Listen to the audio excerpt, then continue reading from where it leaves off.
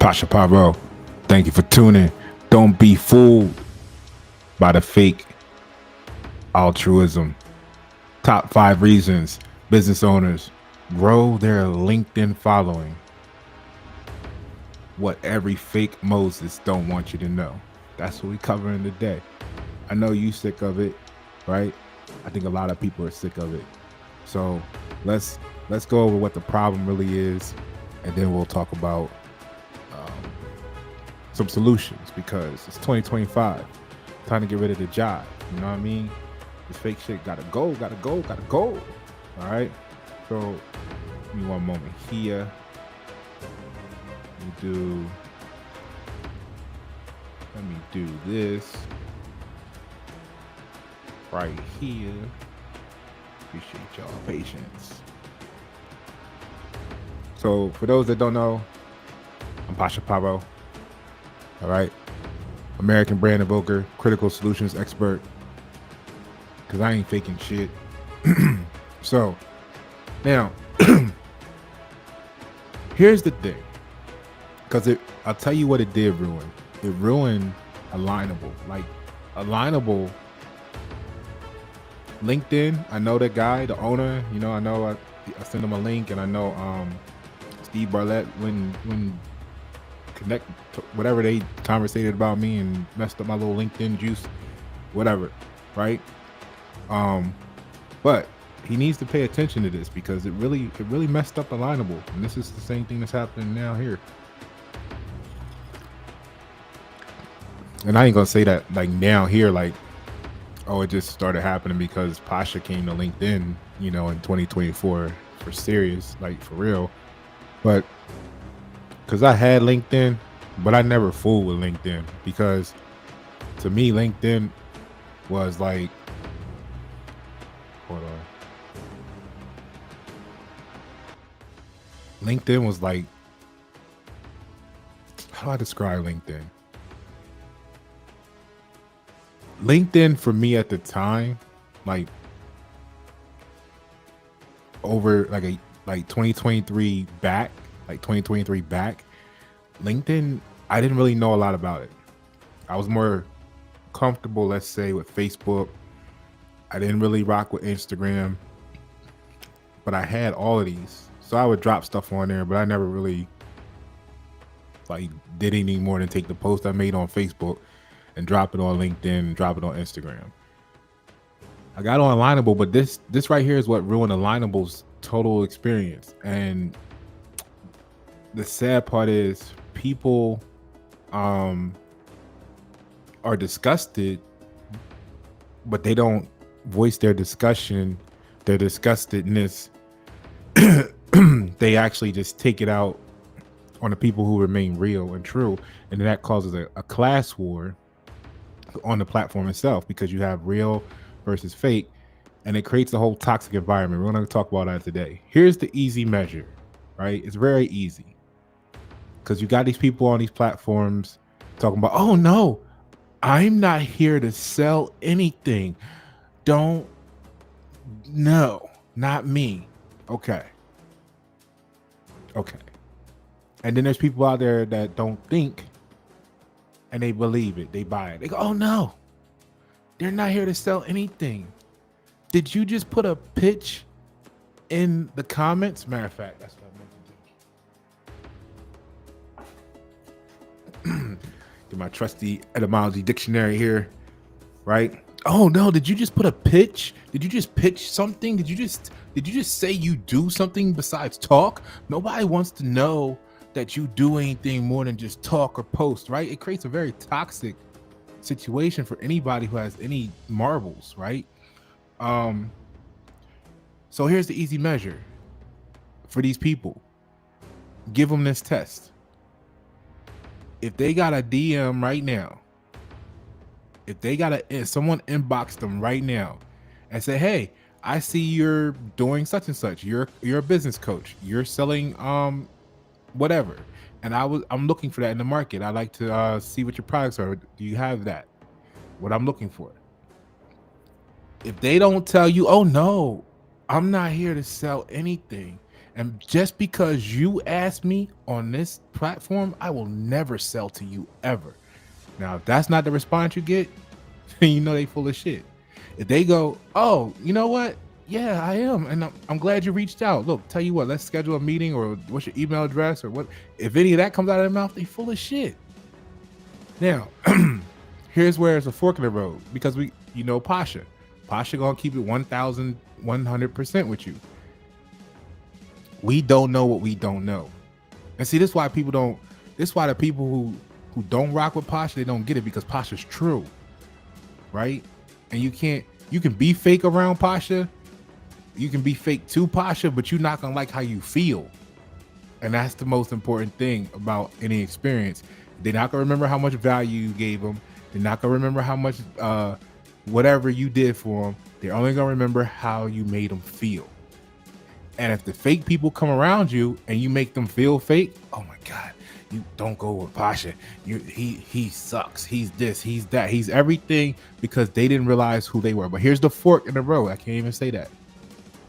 The fork in the road is, in all of these experiences, is it's either negligent or intentional.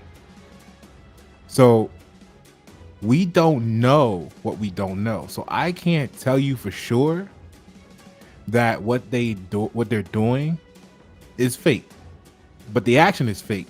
But I can't tell you if they're faking it, right? Without more research, because they might just be brainwashed themselves.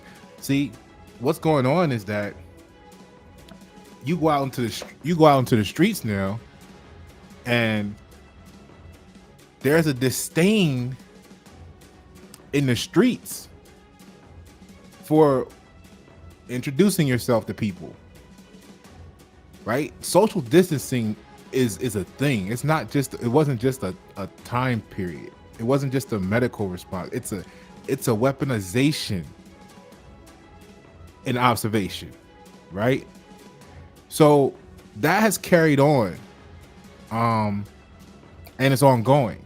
And I was talking to someone the other day in passing, and they were like, yeah, people walk by you act like they don't even speak to each other no more. And I just simply responded, yo, social distancing, right? Because we were having a little chat. And that's all you need to say to that, social distancing. So now that's affected. Where does that come from? That came from the programming. The construct was implanted in you in society from your social media usage.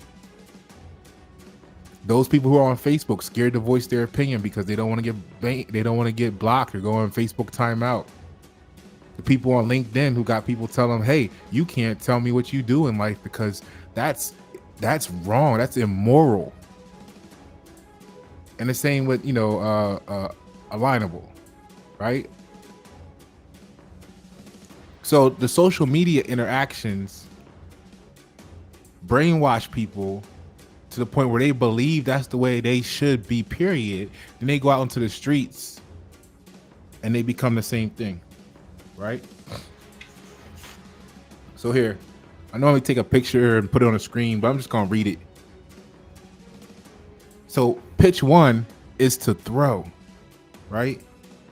It was a verb, to throw, past tense, okay? So the meaning of set up or erect first came about in 1250. So the original verb was 1200, okay? To throw, right? Take your shot, right? So you throwing that shit. So you pitching it, right? So whatever you throw out there is a pitch. Let's get that straight.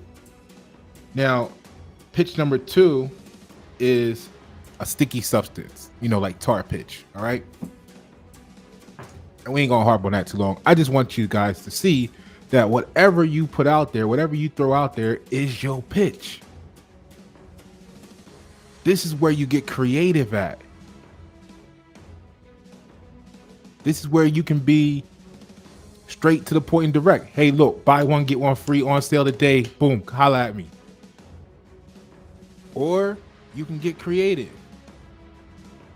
and have the Red Cross showing you the fires in California and the houses burning to the ground and little Charlie not being able to go to school next week and this family don't know where their dog is, and build all the emotional drama, and then say donate today, Red Cross, American, way, whatever, right? That's your pitch. Don't think just because you didn't say the words buy and sell that you're not pitching people. Like, we gotta get rid of the insanity from society, because this is why I put out the video, go check it out, on consistency. Consistency is staying still. You think you really went somewhere, changed, did something different. You in the same spot as everybody else. You on LinkedIn. Nobody is on LinkedIn talking about, let me just get the popcorn and this is what I'm gonna do. This is entertainment. Nobody's on LinkedIn being entertained.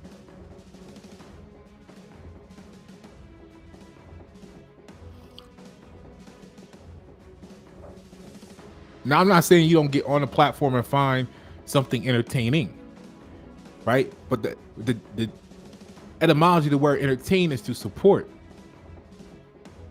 Ha, fooled you. The etymology of the word entertain is to support.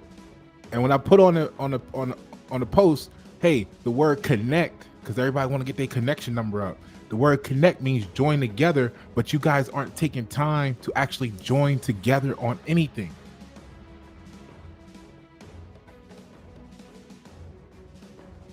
So you don't have any connections. You have a number that's next to the word connections, and what percentage of y'all are actually connected with anything? Aside from the platform LinkedIn that y'all both go there. That's the only thing y'all have in common. You don't know about the person. You don't know what they are. You don't know what they do. You don't know anything about them.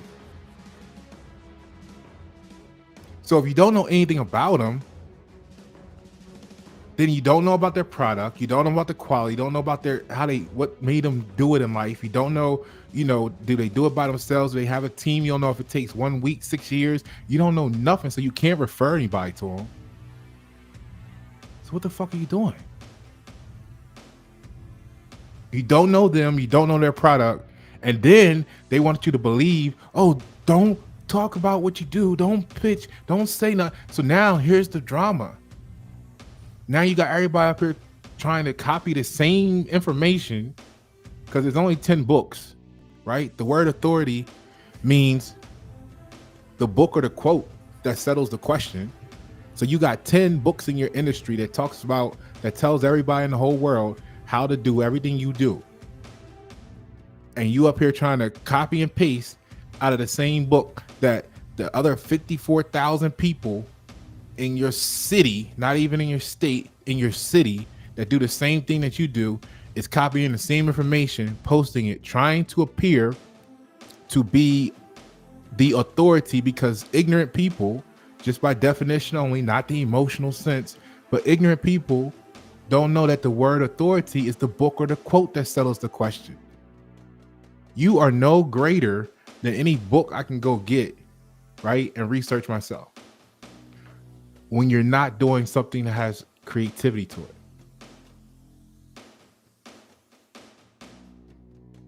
If you're not creative, this is why I say I only want to deal with I keep reminding myself, I only want to deal with producers.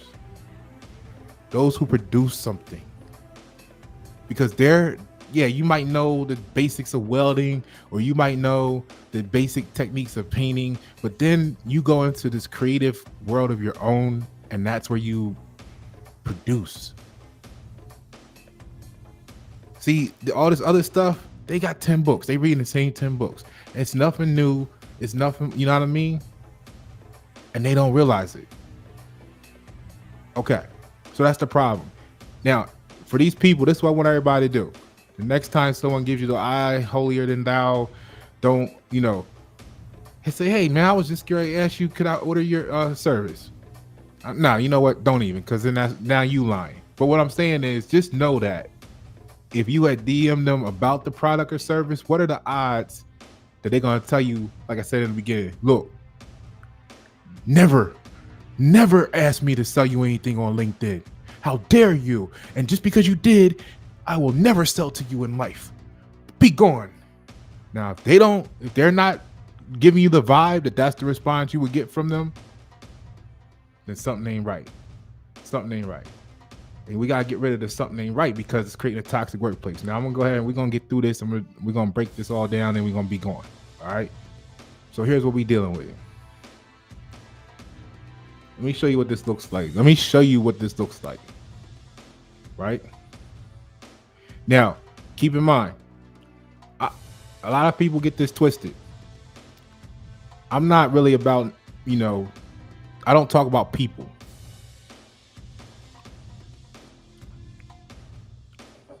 I don't really talk about events. You don't hear me talking about last night's basketball game or did you see the Super Bowl or you don't hear me doing that shit. Now, if it's a world event or something like that, that's not like sports. That's not, hey, so-and-so is fighting around the corner or, you don't hear me talking about none of that, right? You hear me talking about world impact stuff, things that's going to make or break our ability to be a sustainable community. You hear me talking about the supposed event, like the start of the 2030 agenda. That's a lot of what's got, a fire under me, trying to get the fire in you, right? So, different type of mindset. What you hear me talking about is ideas and concepts that should change lives, right? Now, in doing that, sometimes the name got to be a case study. Okay. In marketing, again, when you see them, the Red Cross hold up little Tommy here, we need you to donate because little Tommy lost his whole family and his dog in the fire, and send $5 billion so that we can help other people. Like, you know what I mean? Like you be like, oh, little Tommy, right? And Tommy becomes that case study, that statement point, and you don't think anything wrong when you see little Tommy in the emotional state draining you to send a pledge and a donation to the Red Cross. You don't see nothing wrong with that. So don't see nothing wrong, right? When Pasha Paroh shows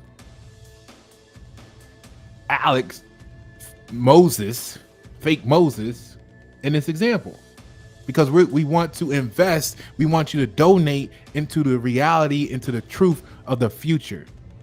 And to do that, we need a case study. Because if I just get up here and talk to you about this, you act like it's something wrong with Pasha.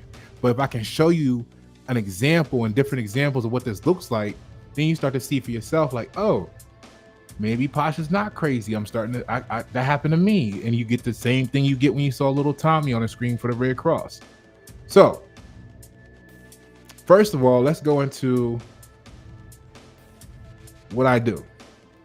Because here's how I do it. Like, I don't got time to be fake about shit. I ain't got time to be fake. Like, we got less than 5 years before 2030 is scheduled to start. We got less than 5 years now.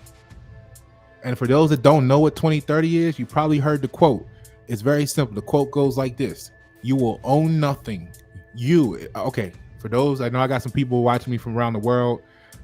This probably don't apply to you, but will have ripple effects that will affect you in some way, shape, or form, even if it's just further disdain for the United States. And also, that's another thing real quick, brief sidebar. I need you guys around the world to start to spread the message in your countries. The United States is not America. The reason I need you to know that is because the United States is doing things, and when I talk to foreign related or in tune people, or you go to, or they travel, whatever their connections are, they're giving the feedback, and a lot of stuff is like, America's not like, but America's not the United States. And what they need to know is that there are real Americans on this land fighting for the same thing they would like to see here. So if you're willing to support us globally, by all means, get in contact with me, because in order to know American history, you got to know world history. So we're all in this fight together. So don't confuse the actions of the United States with the American people. Thank you. All right. So here's what I do, because like I said, we got less than 5 years. I'm looking for certain mindsets. I'm looking to build. I'm looking to grow with them. And we need to get together quick and reach a critical mass. Everybody who's known me for any period of time know that's the drive. And there's an infinite amount of reasons why. Okay. So I'm not trying to convert anybody. I need to know who you are, what you do, and let's see if I can help you get into a greater position, a more sustainable position, a stronger position, so that you can build in your community, because then you make your community sustainable. If you didn't realize what happens when the ships stop coming during COVID, the trucks stop running, or when the dock workers want to shut down or whatever, if you didn't realize, then you're out there like, oh, okay, cool, we don't need to worry about sustainable communities. If you did realize, then you will want to see the value in making sure that everything you want and need in life is in a close proximity to you at all times. Okay. All right, so let's go. So when I send a message, because the way LinkedIn is set up, for those who may be on other platforms, Facebook and other sources around the world, you can send a message in advance of being a connection, but it's a limited. I'm not talking about like on the sales side, whatever, sales navigator side. I'm talking about, let's just say, basic connections. You're sending, you're either connected or you're not. If you go to click the connection, it'll let you send a little preview message. It's like, I don't know, 200 characters, right?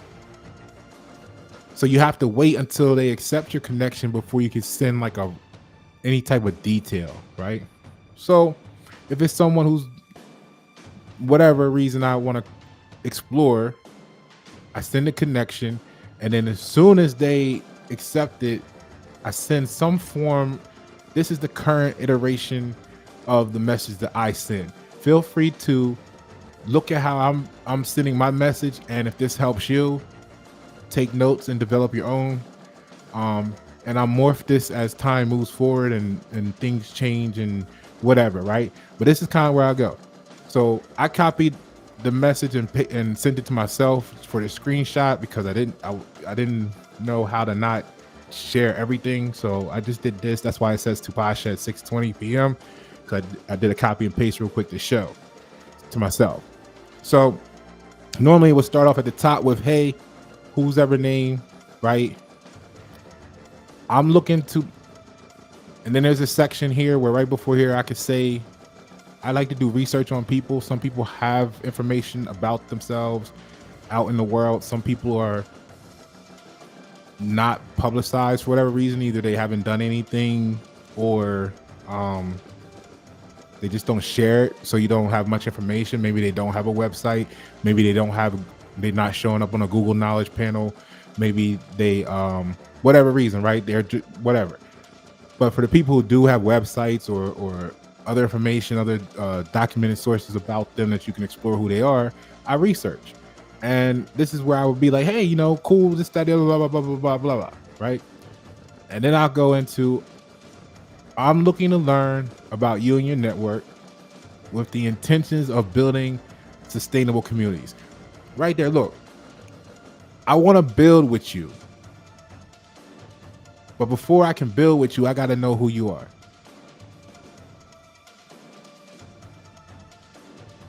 And if you're not coming to me, if you're sending me a request for connection and that's not your intent to learn who I am, to see if we can even coexist together, then that's a character flaw to me.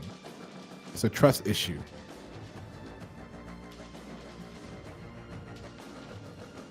So right off the bat, I'm saying I'm looking to learn about you and your network. Because best believe, we all know birds of a feather flock together. That's why you see me by myself a lot. So we know birds of a feather flock together. Whatever you're used to, you're going to try and impose on me, for better or for worse. Right? And then that's going to tell me on a two-way osmosis and reverse osmosis, that's going to tell me the network of people you're used to dealing with. Boom. I'm studying the motherfucking world. Okay? Because years ago, I got tired of every time I go somewhere, it's, oh, you're great because of this, but we don't like this about you. We really, over here, they're like, we really enjoy this, but we don't like this. Motherfucker, it's holistic. I'm a total package.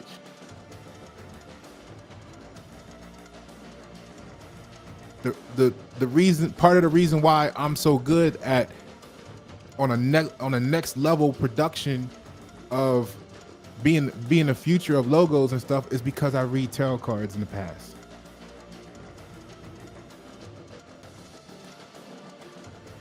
Like, you gotta understand energy transfers.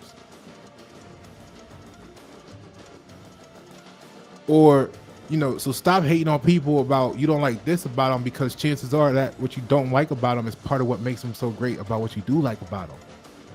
It's like you gotta eat the seed too. So I'm looking to learn about you and your network with the intentions of building sustainable communities. Boom. That knocks everything out the water. That no fake shit here. Learn about you. Now, when we build it, when and if we build, then there's going to be a bill of materials. No construction project is free. Okay? Even if the worst case scenario, we don't do any business and we build a relationship, we still need to invest time. And this is what I was talking about the bullshit earlier. You still need to invest time learning about each other. Nothing in life is free.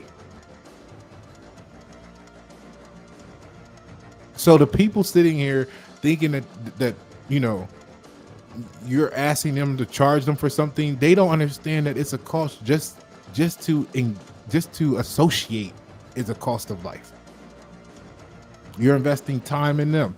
You want them to watch your posts. They want you to watch their posts.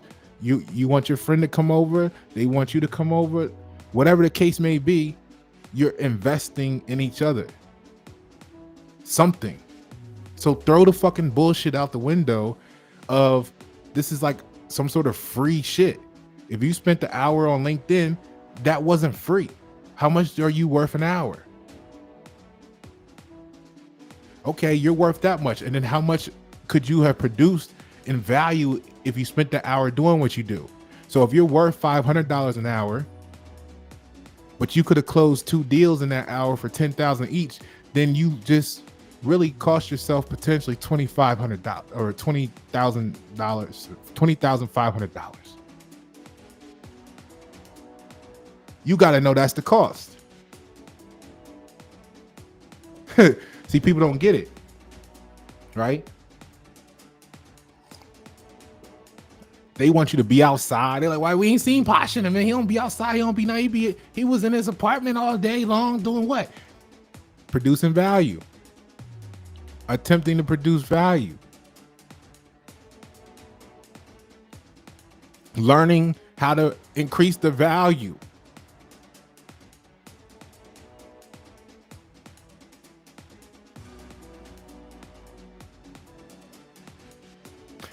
You gave them all the opportunity to join you, but they didn't value it.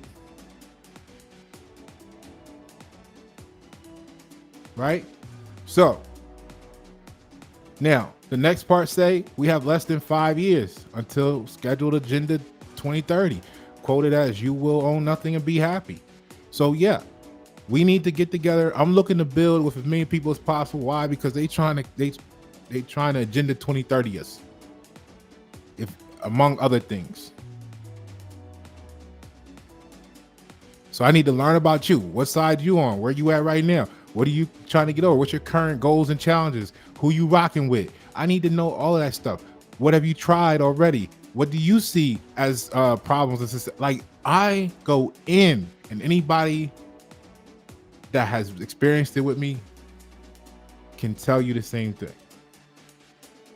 There's not a person in the last 60 days that can't say that this message don't look vaguely familiar to them.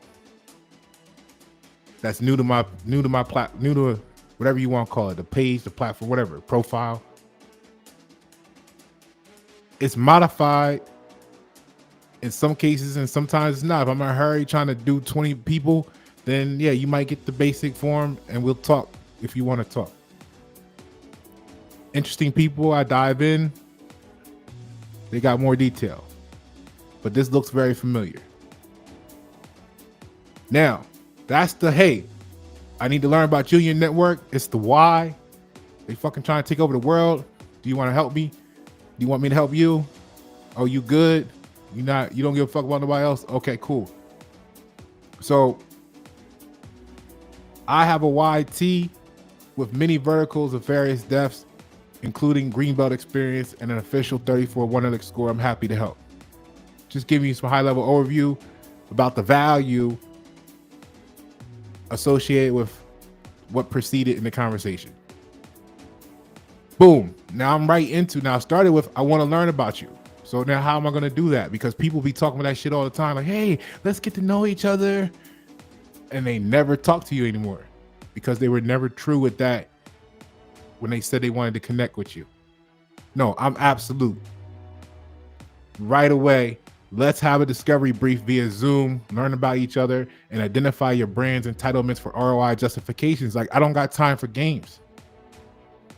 The worst thing that should come from this is for you to say, I just don't need any of that right now, but let's learn about each other so that we know who each other is. That's the truth in my mind. The very minimum that should come from it is we should meet and just build with each other, see who each other is, and then I can say, yeah, I know so-and-so a little bit. I know they're doing such and such, and I know, I can connect you with them. I don't know too much about them, but I know this about them. Let me connect you. I think it might be a good look for you.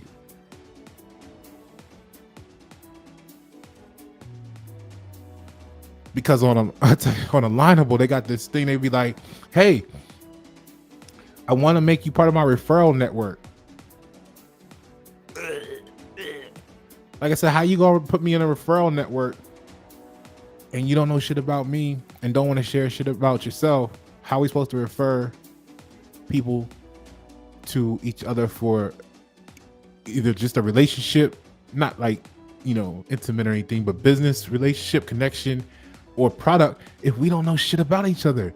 But every time I would say that to those type of people, I was the problem.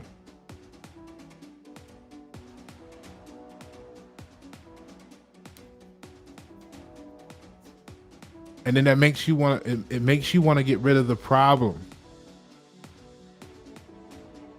Because you're going along, you're having a great day. It's always the perfect day, right? So you're going along, you're having a great day, you're meeting people, you're handling some business in between, you go back to doing that, you meet a couple more people, you send some connections, oh, they look interesting, let me see what they into, boom, boom, and then you get this bullshit.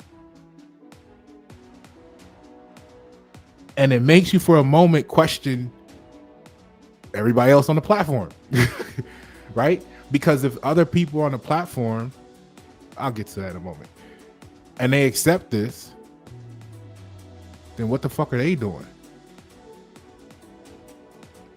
Are they not aware of the psychological ramifications? Are they not aware of the gaslighting? Do they not feel the fraudulentness? Or are they just trying to be accepted so they can be a number? So let's have this, because no matter if it's just a friend zone or a business deal, there's gonna be entitlements for ROI justifications. I can't help that everybody don't know the words, right? If you got questions, just ask. This is what these people should be doing. So then I go, hey, here's a quick 3-minute value video, and it goes into like the value I offer. If you want it, a couple services. It really focuses on social media, content management, stuff like that. It doesn't really talk too much about the logos and stuff. Boom. And then I ask the question, what does your brand need the most right now, in your opinion? Now, see, people could say, oh, this is a pitch. But again, remember, whatever you throw out there is a pitch. If at the bare minimum, you are selling yourself as to why this person should want to be connected with you, whether there's an actual connection or not, but you're selling yourself. That's why you built your whole profile. You didn't invest the first 24 hours of your life on LinkedIn or whatever, let's say LinkedIn especially, trying to put your little stuff together on LinkedIn, and then the 2,714 revisions to perfect the image that you have on it now, you didn't invest all that time to sit there and tell me you're not worried about what other people think of you. Like, this is why I don't get it. This is why I can't fit in with the cult. Like, I don't work well with much of society because they don't realize they're fucking retarded. Right? How retarded is that to say? Think about it. Now, don't think about, oh, Pasha's calling someone retarded. You sit there and think about it for yourself. Because you went through part of that yourself too in your own form. You posted your first cover photo. You got your first profile pic. You started looking, saying, damn, I need to put this information on there. What the fuck should I say there? And then you went and did research or homework or thought to yourself for a little while and said, what should I say? What should I do? And you type it in. You called your friend and said, hey, look, I need help with this. What do I do? Try to put on there? Oh, that sounds good. You did this whole song and dance. And then next week you were looking at it like, you know what? I don't like the way that looks. Let me go back and redo it. Let me try to, let me do the, right? And you did that 2,714 times. And then they're going to tell you they don't care what someone else think about them. What the fuck? You just wasted. You see what I'm saying? Like, that's insane for you to even say with confidence.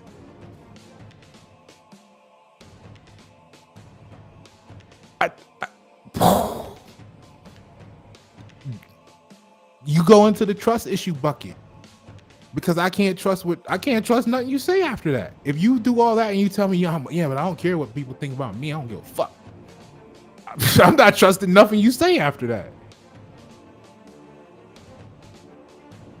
I'm to the point now where the next mouse click after that is unfollow and unconnect because I don't have time. I don't have time to figure out who you really are if you're not.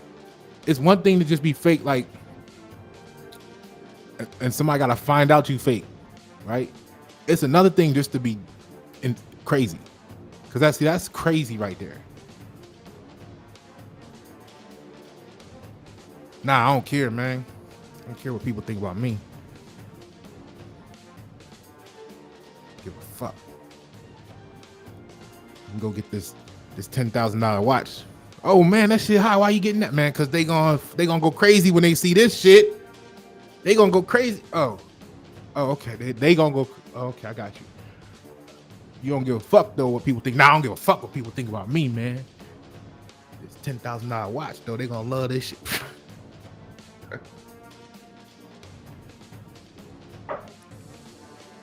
Right? So you may feel like it's a pitch, but what I'm really doing here as a Virgo is I'm trying to be most efficient, because when I do meet, it might be the vice president of this, it might be the CEO of that. See, I'm not just talking to certain people around the corner, and there ain't nothing wrong with them because I'm gonna treat them the same way, which is part of why some of them don't like me, because I treat them the way I would want to be treated, with the utmost word respect. But the word respect means relate, and if they can't relate to being efficient and being, whatever, then they gonna feel offended or they gonna feel disrespected, because that's what the word means, relate. So if they can't relate, then they feel disrespected. Now the problem is, disrespect simply means you can't relate. So get rid of all the hostility because you feel disrespect. You know what I mean? When I say I'm in the top 2%, I'm not saying how smart I am. I'm saying 98% of the population is going to disrespect me because they don't know no better.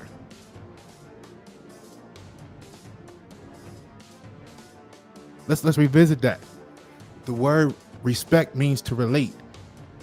And if I represent the top 2% and I'm trying to pull everybody up or give them guidance from the vantage point of being in the top 2%, they're going to disrespect. A lot of them are going to 98% almost is going to disrespect me. That don't mean I'm offended by it, because I understand their attitude, because the word attitude means position. I understand, I accept for value their position. That's why you hear me use the phrases and the terms like I do. The word minority really means childlike mind. I can't get too upset with them. I can't become too aggressive with them, because then it turns into child abuse. Because if it's different when you don't know any better. If I didn't know that you're coming to me from this, not you personally, but they're coming to us from the state of a lesser attitude.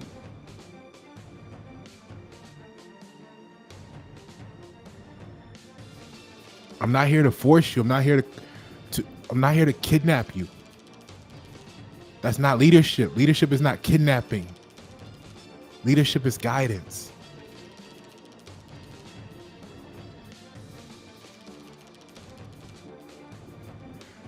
So, no. Because 98% of the world can't relate. That's where I had those moments though when they push me and I'm like, man, I gotta get rid of the fucking, like, there's some days that, like, if China, you know what I mean? Like, don't call offering the nuclear bomb. You know what I'm saying? Like, cause it might just get, we might just set it off in here. You know what I'm saying? But, and we got humor.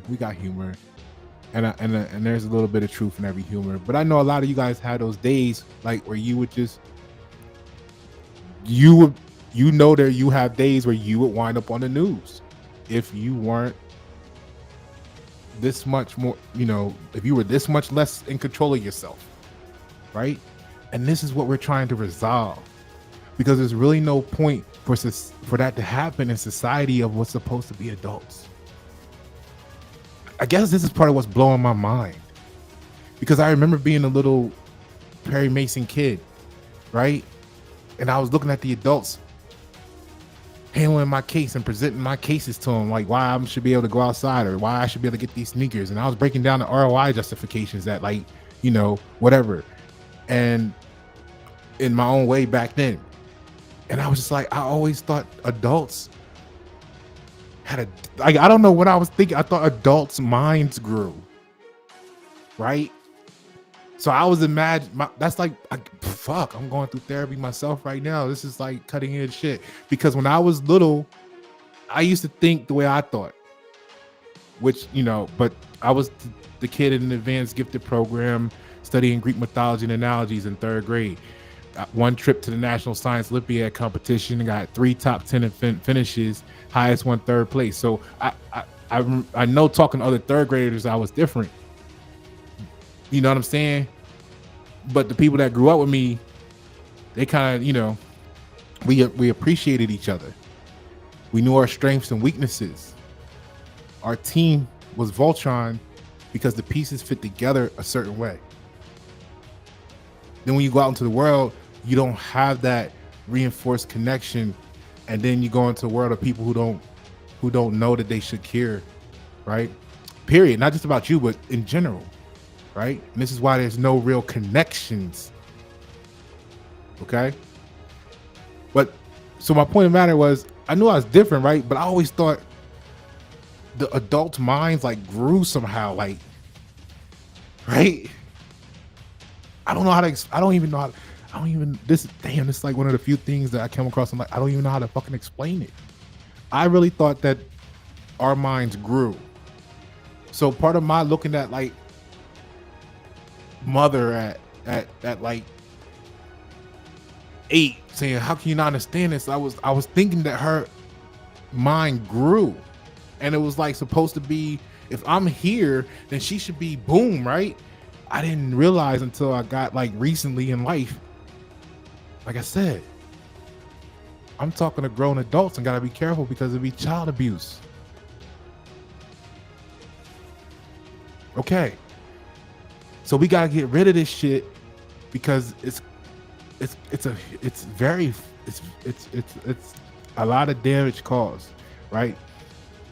So you may think it's a pitch, but what I'm actually doing is I'm being efficient on time, because if we got 15 minutes or we got 30 minutes or we got 40 minutes, if you can answer this question ahead of time, then it saves us the time from having to ask that question and you spending 10 minutes rambling during when we got 15 minutes to meet.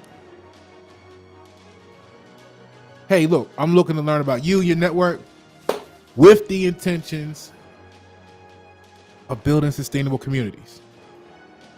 Boom. You already know the what, the where. Here's the why. We have less than 5 years until scheduled Agenda 2030, quoted as you will own nothing and be happy. A little backstory about myself, high level overview, invite to meet because I want to learn more. And the last thing I want to do is spend 27 days typing back and forth for something that we could talk about in 30 minutes time. Coffee. 30 minutes time. All right. That's the, like, don't waste time. Cause I don't want to type you a question on the computer or the phone or whatever, and then it takes you 2 days to respond. I will get rid of you because of that shit. Somebody I just I hit up like this week, they were like, yeah, I'm in New Zealand. I'll let me hit you when I get back. Now, but the way it went was like, hey, question, answer, question, answer, question. No, excuse me. It was more like this. Here's the reality. Hey, how you doing? Hey, what's good? Yeah, this, that, and a question. Boom. Oh, question. I'm in because that's what it was. I was like, hey, what's your current goals and challenges? Oh, I'm in New Zealand. Let me hit you when I get back. Look, bro, you ain't got that many goals and challenges. I'm not saying you not built like focused on a couple different things, but it's not like you had to write a whole encyclopedia. The time it took you to text back that you in New Zealand for, like I didn't know that prior to that, but the time it took you to hit back saying, hey, you're in New Zealand and you'll hit me back on such and such a day, Wednesday or whatever, when you return stateside, that was long enough for you to give me the high level overview that answered the fucking question. Oh, goals and challenges. I'm working on this, that, and the other. And man, how do I get over this? Is my biggest problem. Look, I'll talk to you when I get back. I'm in New Zealand. It's the same length of message. It took you the same time. Like, don't fucking waste time with me.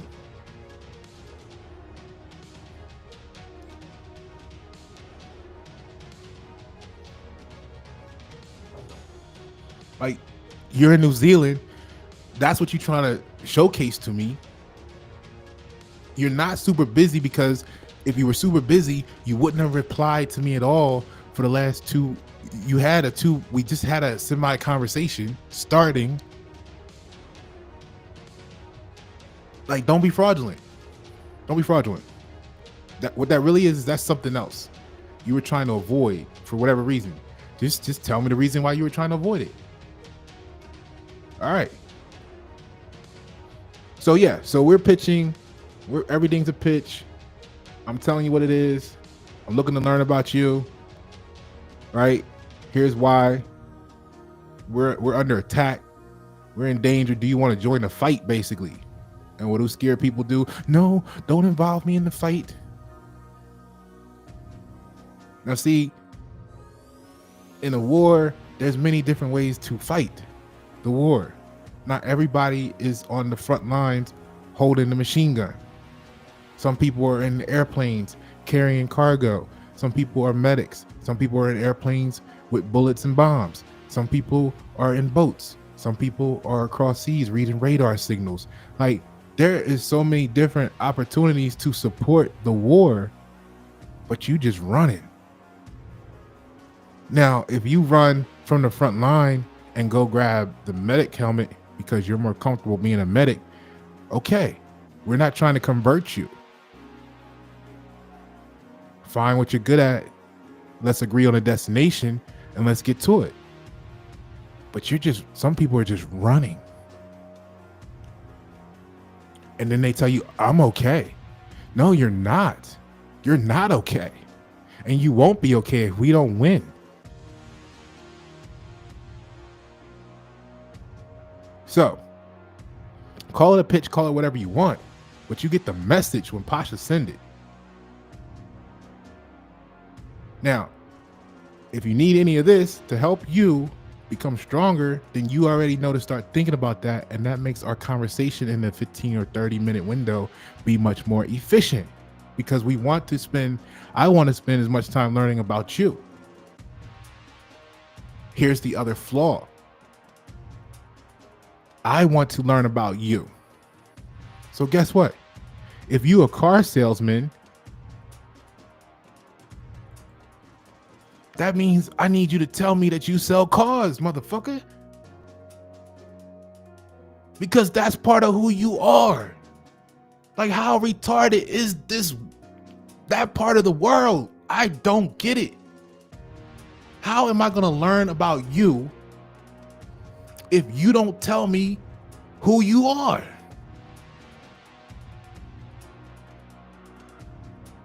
Because when you tell me you sell cars, guess what that's going to do? It's going to help me understand why you always looking at cars.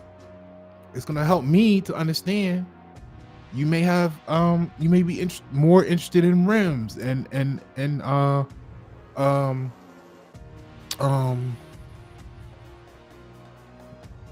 the cleaning people. What they call? Damn, you can tell. Look, yeah, I have Mercedes and everything. I don't give a fuck, man. I run that shit through the wire. I'm not running through. I'll spray wire. Look, whatever, man. I don't care about that. I'm caring about 200 miles an hour one day. Mercedes got me up to 127, I think, is the highest I hit. Okay, I'm a traveler, and speed limit don't apply to me. So I run cars. I'm not worried about what it looked like on the outside. As long as that engine is clean and does what it's supposed to do, and everything else works, that's what's important to me, right? Detailing. There you go, detailing. So you might be more interested in detailing. You might be a bunch of stuff that's related to cars because you sell cars. You might know financing. You might know all of this stuff related to the automotive sales industry. That means that if I come across an article, or I can send it to you, you might find it valuable. If I have a question with something over here that I know the car industry has a component or influence on, I might be able to reach out to you and get insight and influence because you're telling me you sell cars. That's holistic. That's the problem, man. People aren't holistic.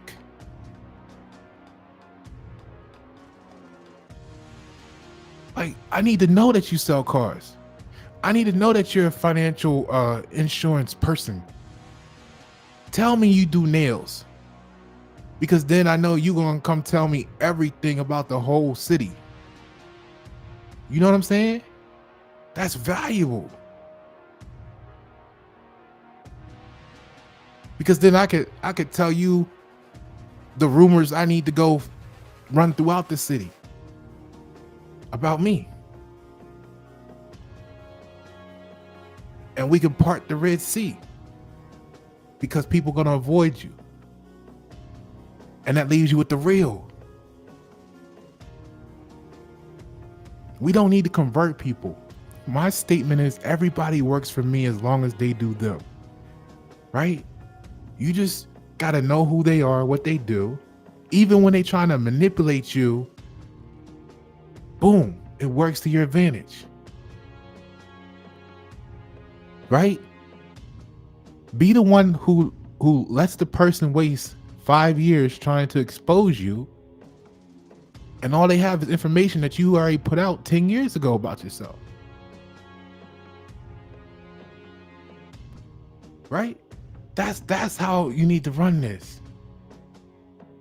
Now, here's what happened. Okay, so now that we got that done, because I'm not no hypocrite. Like, boom, I'm up front with my shit. But let's take a look at what the insanity factor is with these people using this case study.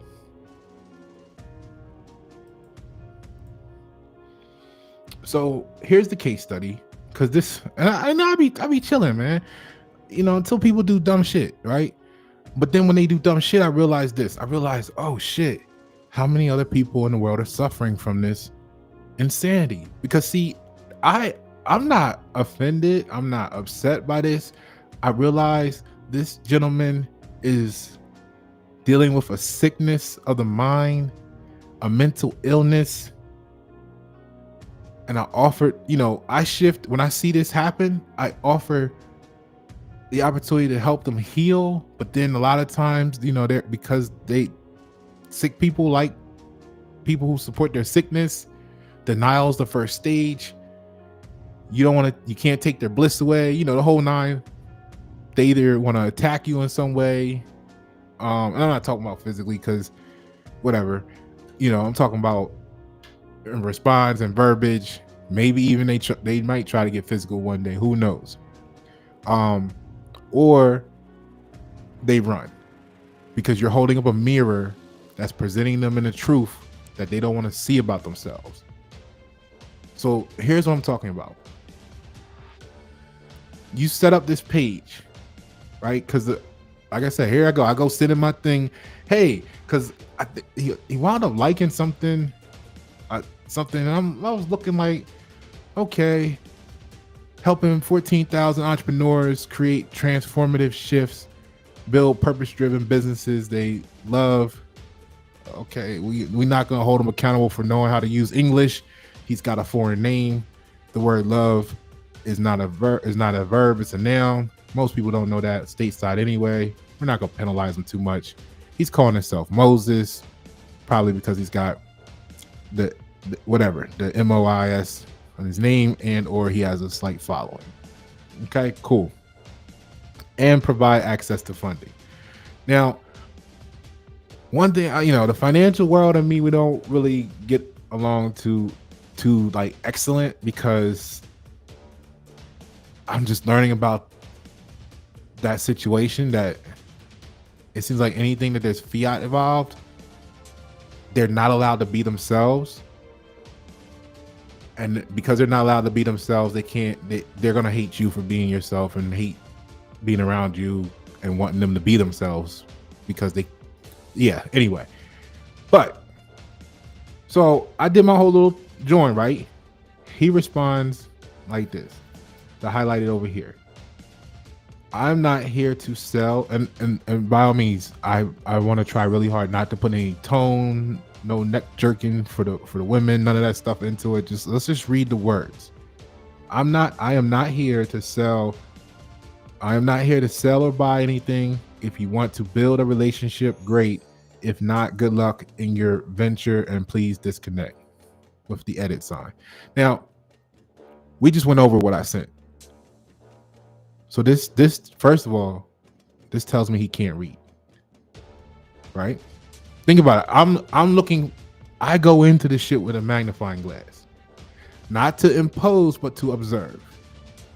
Because a lot of times you'll learn more about people's character and observation than you will by asking them a question. Like, that's what people don't get about me in history. Historically, they feel like they've done this, or they feel like they told me that, but they don't know I was just observing. Chances are I knew they were going to do that 2 months before they did it. Chances are they did it because I had to position them to feel like it was their own idea to do. Because I needed to see who they really were. If they're going to flake on you over $1,000, how can you feel comfortable trying to build $1 million with them? What do you mean, Pasha? I mean, if every time you take this person around someone new, they get fanned out, how can you trust them?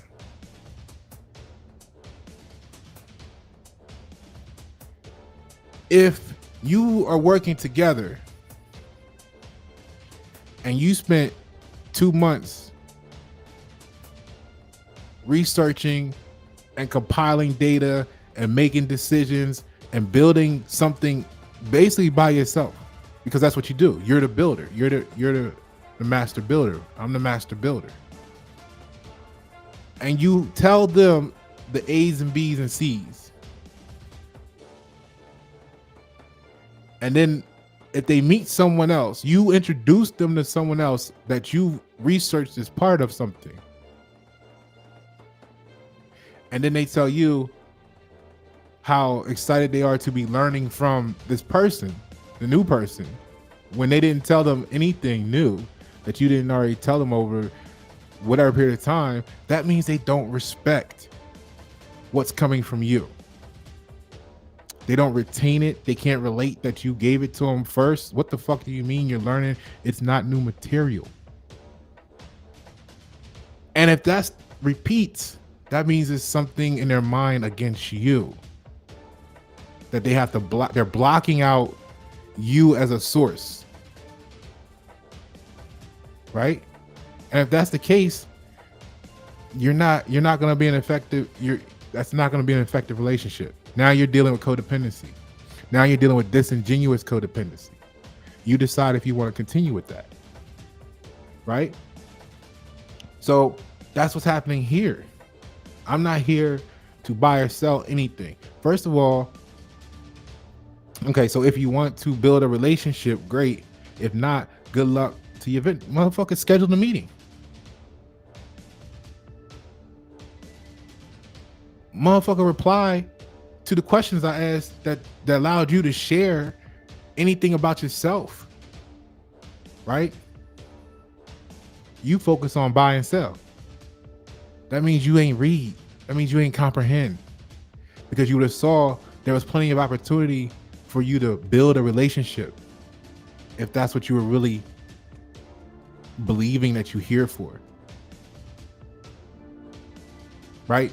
But people believe the lie so much that they tell them that they believe it themselves, but they don't realize that to somebody like me who see the truth, this is clear as day, the actions of hypocrisy, of oxymoronism. I might have made that word up. It's oxymoronistic, right? So there was plenty of opportunity for us to build a relationship. You chose to get stuck on buy or sell. And that's because my direct and upfrontness, like, here, no bullshit, unfiltered. Look, I might sell you something, I might not, but let's learn about each other first. Actually, I ain't here to sell you nothing. If you need it, let's do it. Right? You gonna sell yourself. But me being direct and upfront caused you to fear that you would be exposed, because you trying to put this facade on that you're not here to buy or sell anything. Now let's look at your profile, right? Your little statement here says helping 14,000 entrepreneurs to create a transformative shift. That's a pitch. That's a pitch. See, that's the problem. You realize you were talking to someone who specializes in branding and marketing, and you're trying to tell them you're not here to sell and buy, when your whole page is riddled with pitches. The whole reason you're trying to build a following is so you can sell yourself to be able to sell your service. Like, I do marketing and branding. You can't lie to me about marketing and branding, dummy. So this is a pitch. Helping 14,000 entrepreneurs create. If you were not here to buy and sell, you would be like, man, I really enjoy the mountains. And even those people you got to watch, because they're saying it just so that they can, get people to think that they're, so you still got the risk. And this is why we got that risk. This is why the platforms are so toxic, because people like you want to sit up here and then gaslight me. But see, then I know gaslighting, so it doesn't really bother me. I'm looking at you like, oh, poor thing. He doesn't even know about himself, either intentionally or negligently. And then, oh, poor thing, he's so weak. Now he wants to gaslight me because I know, and he knows that I know. So now he wants to gaslight me because he's not strong enough to be real. Right? That's what that is. And you can look at it and articulate it in your own words, but that's what you'll be saying to yourself. Okay? So this is a pitch, right? Here's a link to what? Is it to your favorite cat video? No, it's to a free transformational call. What is a free transformational call? It's another pitch.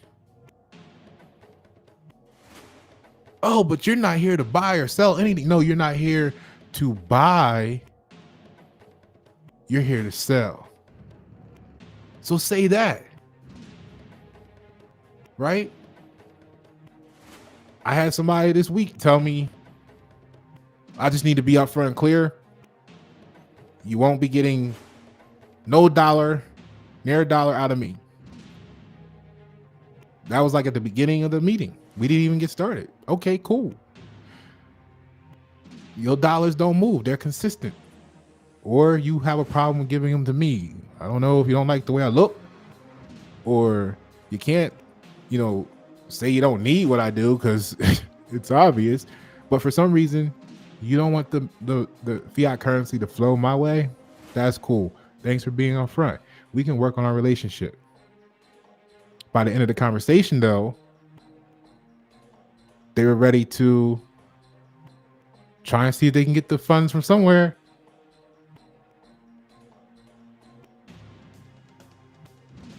But by that time, how do I feel about them? Are they somebody I really want to work with?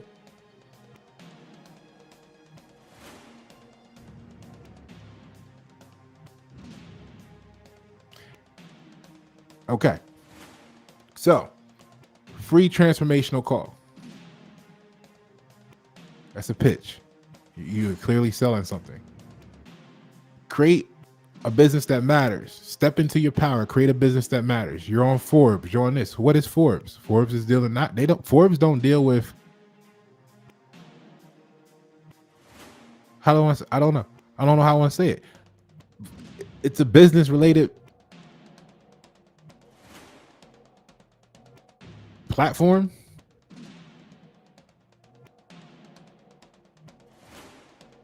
So no, buddy, it didn't, you didn't have to lie.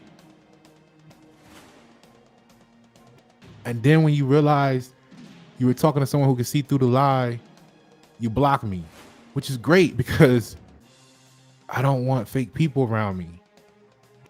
But it's sad because you have 14,364 followers who believe in your lie. And then because they believe in your lie, how many of those people look up to you for whatever reason, right? Because that's the thing everybody need to know. No matter what level you feel like you're at, there's people you look up to above you, and then there's people that looks up to you. So now you're conditioning people to what? Do the same thing. Remember I said social media poisons the real society outside with the weak minds because they don't know any better. So now they go, oh, Alex says he's not on here to sell. So now when you hit them up with something they actually need, they tell you they need it.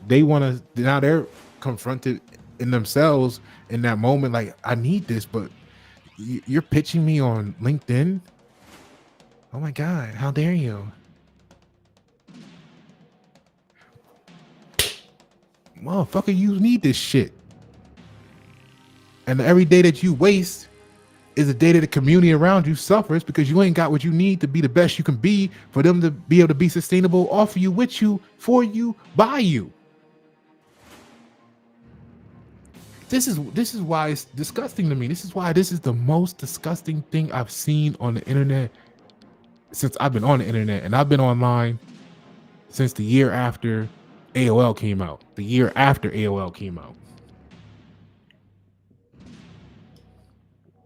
And this right here is the most disgusting.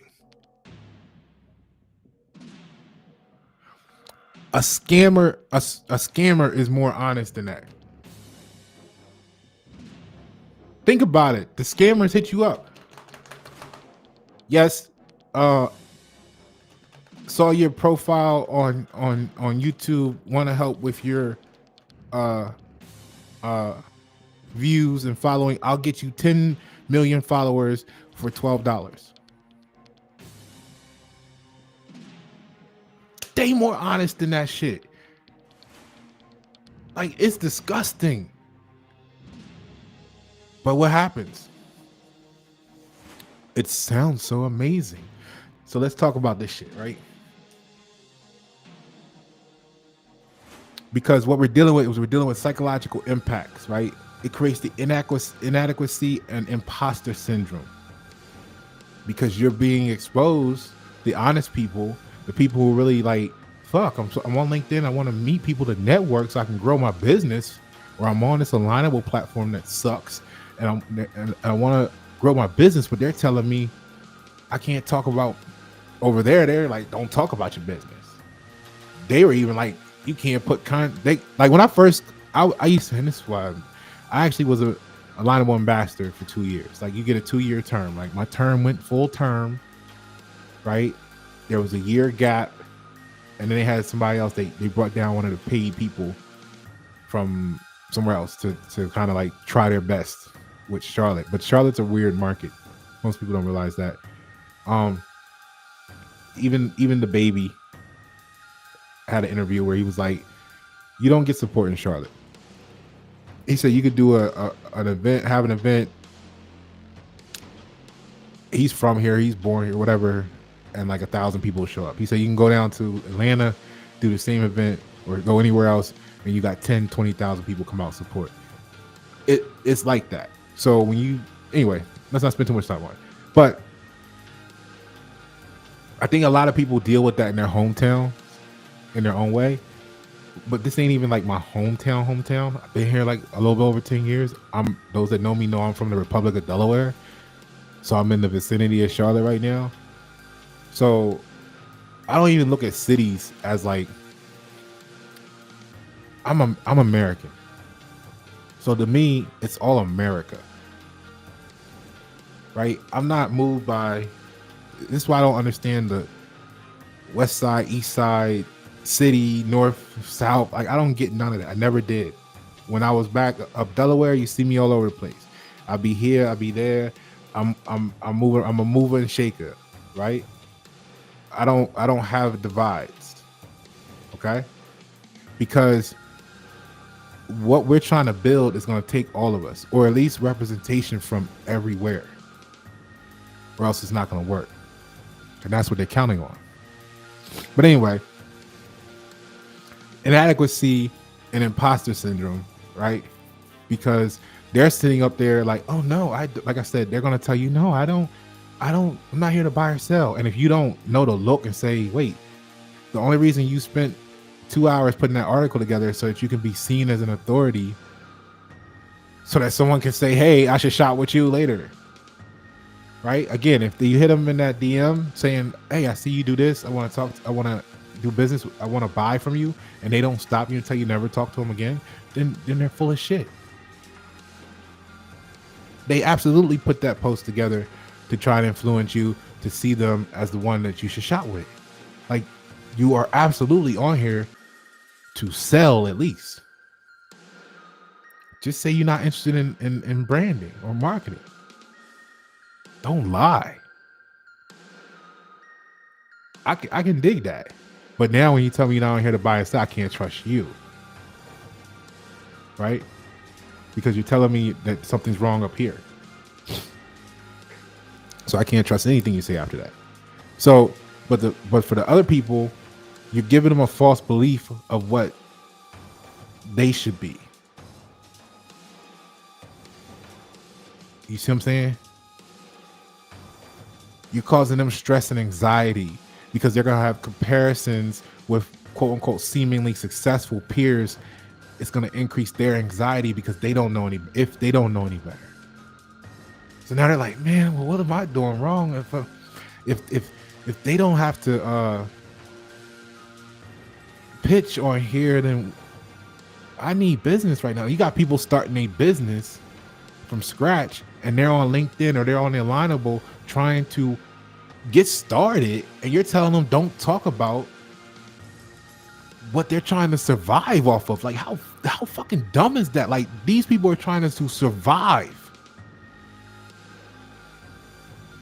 The nation is at a really crazy lowest point that it's ever been, and you're out here pretending that these people don't need to grow their business. Why? Because you might have whatever you got in the bank that got you feeling like you comfortable, because you don't realize that that shit is worth nothing tomorrow potentially. I don't give a fuck what you think you got. 6 figures, 7 figures. Go back and look at that's the problem. You don't know shit. Go back and look at Germany. They were taking the currency was so poor.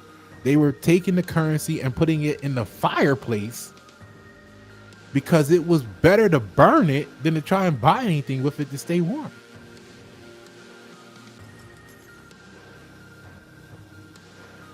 The feds and the interest rates, you don't realize how close you are to that right now today in what you call the United States.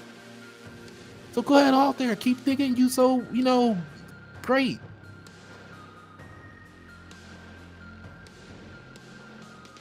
And then what happens when you go to access it and the bank say, we not giving that out no more. We not allowing it to no transactions, none of that shit. Then what? Mr. Greatness, right? Like, I don't care if you're a millionaire, whatever. You're gonna have what you have, and that's it. And if you're not prepared to learn to live with nothing, you're gonna be really fucked up in your head for a long time, because you're gonna be used to having access and this, that, and the other. If some shit was to really happen here, y'all really, a lot of those people didn't really fare well during the basic shit like COVID. These are the same people that you saw run to the store and buy toilet paper when the port workers went on strike, because they didn't realize America makes toilet paper.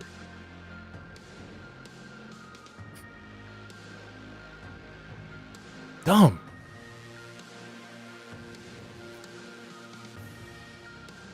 So stress and anxiety, the comparisons between what the supposed successful people, and that's another thing. Like I said, oh, you're spamming me, or oh, you're cold calling me. Like, look, bro, when you go study the billionaires today, they'll tell you a lot of them, when they first got started, they were doing cold calls. Hundreds of them a day until they found people. They'll tell you they were going door to door. Like, people complaining today about getting a DM. Motherfuckers was knocking on your door. They still do, but I mean, it was more prevalent back then because that was like one of the only ways. You either went to their door or you called their phone. Y'all complaining about a DM that takes you 30 seconds to read, and y'all, you see what I'm saying? Like, how weak is that? Oh, I get 200 of them a day. Read the motherfuckers. How do you know what value? I don't need anything, I'm good. No, you're not. You think you're good. You think shit is sweet right now. And the people in 1930 thought they were good. They spent $2 then on what we spend $100 for today. Today, although it's 100 years later for those that might still be here, when it takes them 50 times more currency to buy the same loaf of bread, they realize they weren't good.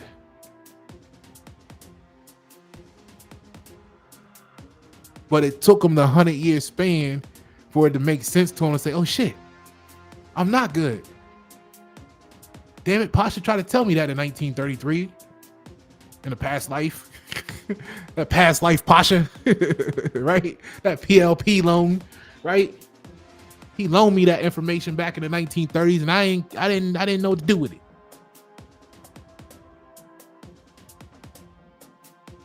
It now takes 50 times the currency to buy the same thing.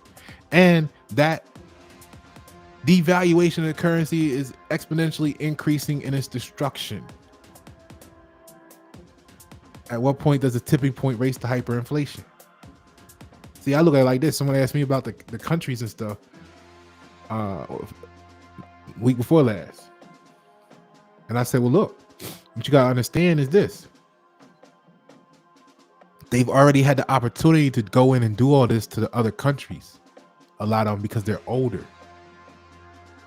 You want to say the United States is such a young country when it benefits you.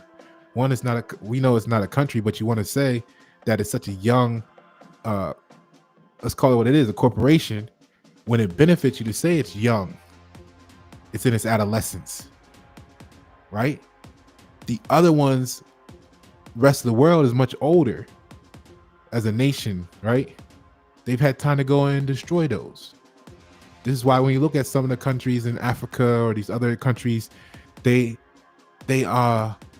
currency, a loaf of bread, whatever it is here for $1, they might need 500 or 10,000, or you see them having numbers like 1 million, whatever, for what you pay $100 for or something. You're not putting it together that they already went in and fucked everything up over there, created the hyperinflation. So now they need $1 million to buy at some point back in the past what they used to get for $2. And then you wonder why Pasha's, trying to stress you out about, you don't see that in 1930s, it only took $2 to buy what they get 100 here because the curve is going to go like this. So no, you're not good. I got $100,000 in the bank. Guess what? Gas gonna be $24. So how long that gonna last you?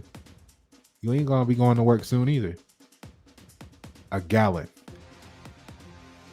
right? All right. So moral discomfort, right? Then again, remember the problem is all of this social media platform shit gets converted by the people who don't know any better, and then they go out into society and start to tell you the same thing on the streets, which is why they don't want to talk to anybody, because they're afraid to talk to people on the internet because it creates them such anxiety, because they're fighting what they know is true in their subconscious. It makes sense with what their conscious is saying they got to do to be accepted. They're in conflict. They're facing internal conflict. So it's moral discomfort, perceived inauthentic. I need some sleep. But perceived inauthenticity evokes feelings of immorality, because now when someone gaslights you and say, "Are you trying to sell me something on LinkedIn?" Oh my God, right? Yeah, motherfucker, because how else are we supposed to get in touch? Oh, wait, you want me to spend $10 million for a Super Bowl ad so that you can feel comfortable about getting, the Super Bowl ad. Oh no, you want me to go buy $10,000 worth of mailers and have it mailed to your house with the rest of the junk mail that you're going to call junk mail, so that you can say, oh, I got a mail. What the fuck?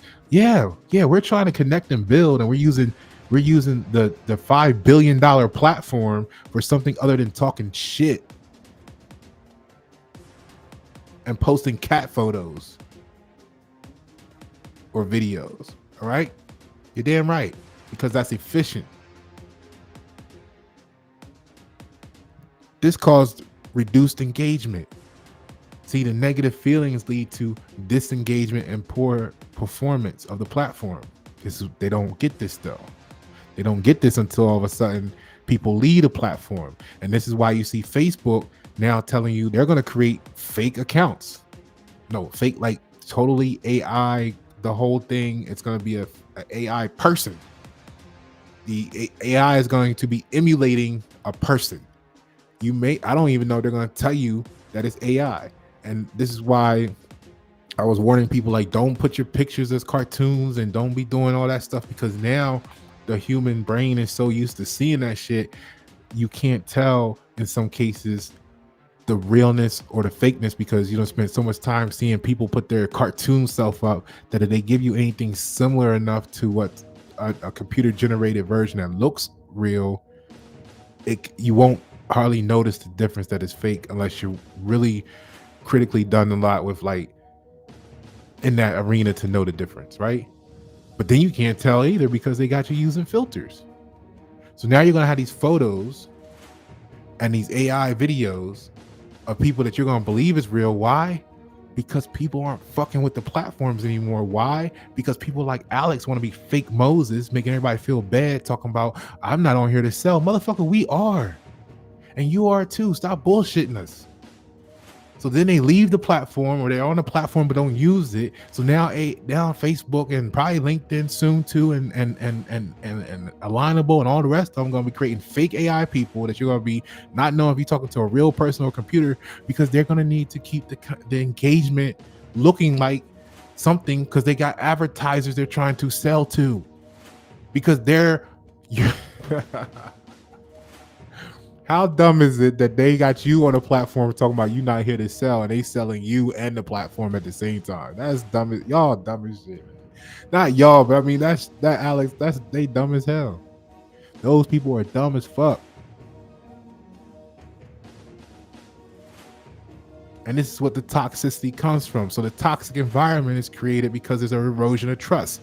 Now, you just dealt with Alex gaslighting you for shit that he didn't even have to get, because he couldn't read, because it said, hey, look, we can go this way, we can go this way, we can go that way. Which way you want to go with this? You want to just be, I don't do titles, but you want to be what you just call just friends, go this way.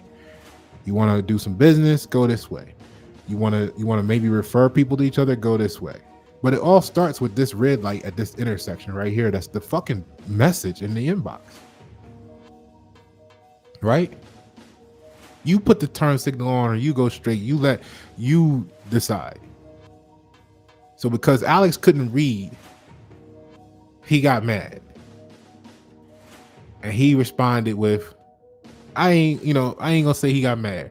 He just couldn't read, and he responded to emotional attachments to beliefs, which is why I've been telling you for the last 20 years, emotions are dangerous, and I don't like emotional people in my circle because they can be weaponized so easily, and it's a bunch of trust issues.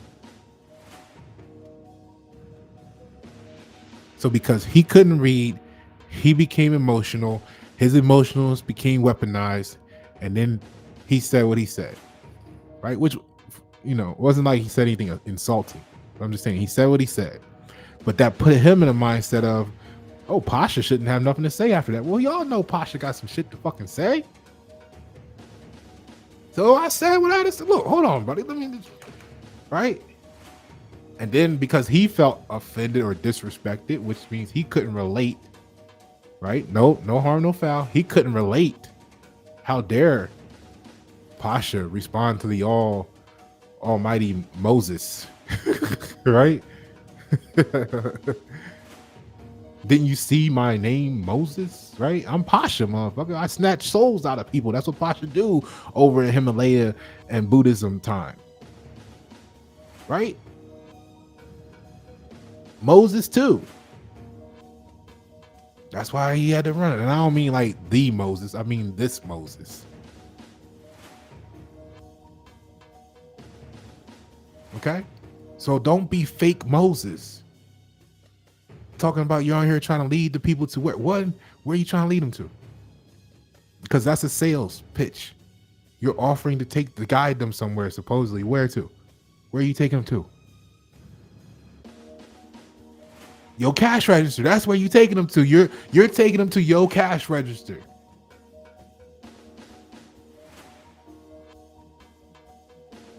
So don't be fake Moses. Because what you're doing by manipulating them, by your trickery, is you're kidnapping them. And I get it. There, like I said, it's child abuse. And yes, the quote of the year for me is gonna be I gotta figure out how to say it. It's Latin, the mundus deceptor, mundos multos, whatever. But it means the world wish to be deceived, so let them be. The modern rendition is ignorance of the law is no excuse. So I don't blame you for accumulating 15,000 followers that believes you're not selling nothing. And or maybe they don't even care because they clicked on you because they just wanted you as a number two. So it's a mutual disingenuous codependency, right? I just don't want that fake shit around me.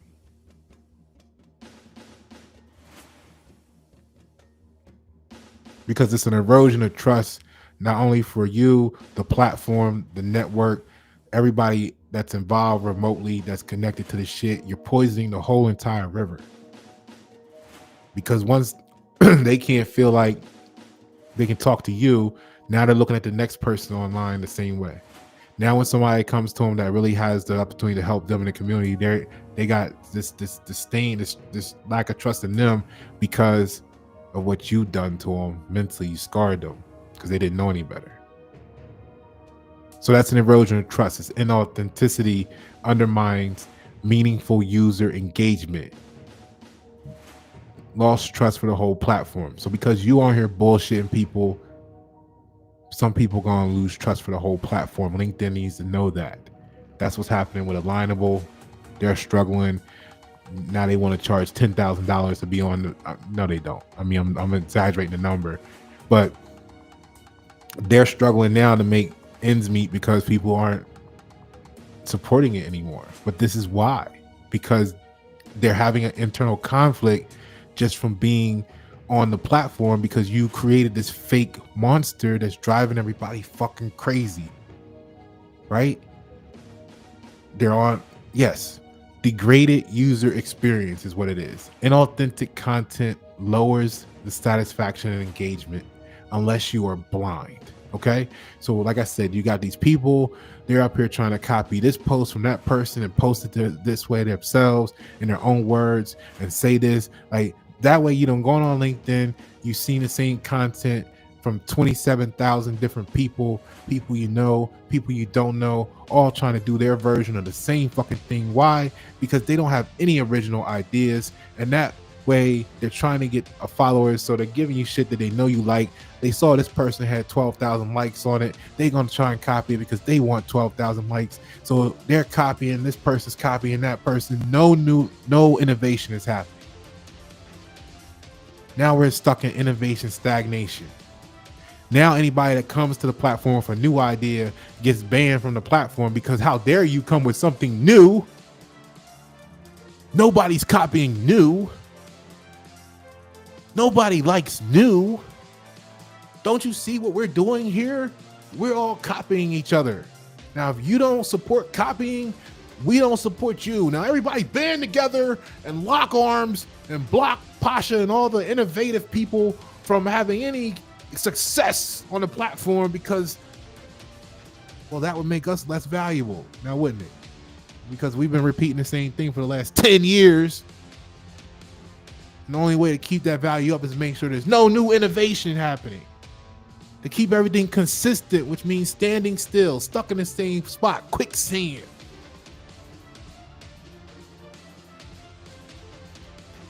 You got to be real sick in the mind to think that's what America needs right now.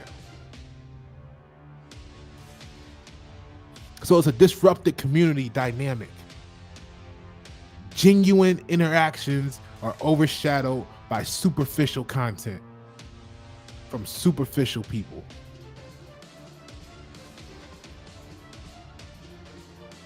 Why? They say because the algorithm. Inauthentic behavior complicates content promotion efforts. No, it doesn't. No, it doesn't. The fact that you support the fake shit is what complicates it. You up here like, man, I seen this 27,000 times. I'm gonna click the like button one more time. No, no. How many times did you watch that movie? How many times did you read that book? But you gonna sit here and keep looking at the same post from 27,000 people. You done spent 4 days of your life, if you add it all up, reading the same post from 27,000 different people, and you are still supporting that shit.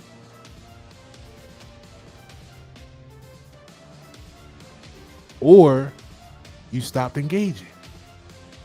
Either way, you see the fucking problem. You either stopped engaging or you fake engaging. Ain't nothing that exciting that you watched it 27,000 times. Now, I mean, I ain't talking about your call to reproduce, all right? Be real with me about what I'm talking about here, okay?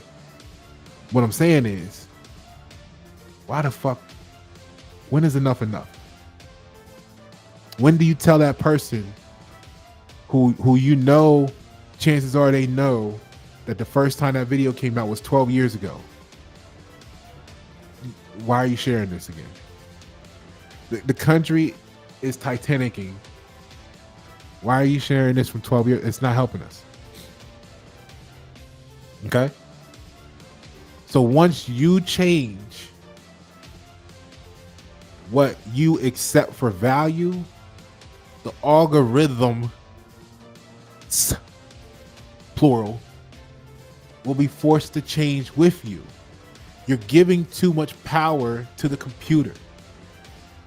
You're becoming a slave to the machine, the ghost in the machine, because you feel like that's the easiest thing to do. That's really what it is. It's easy for you to say, oh, well, you know, the algorithm only showed me this content. No, if that's the case, then stop letting them tell you what to eat. For the 3 people who you might enjoy,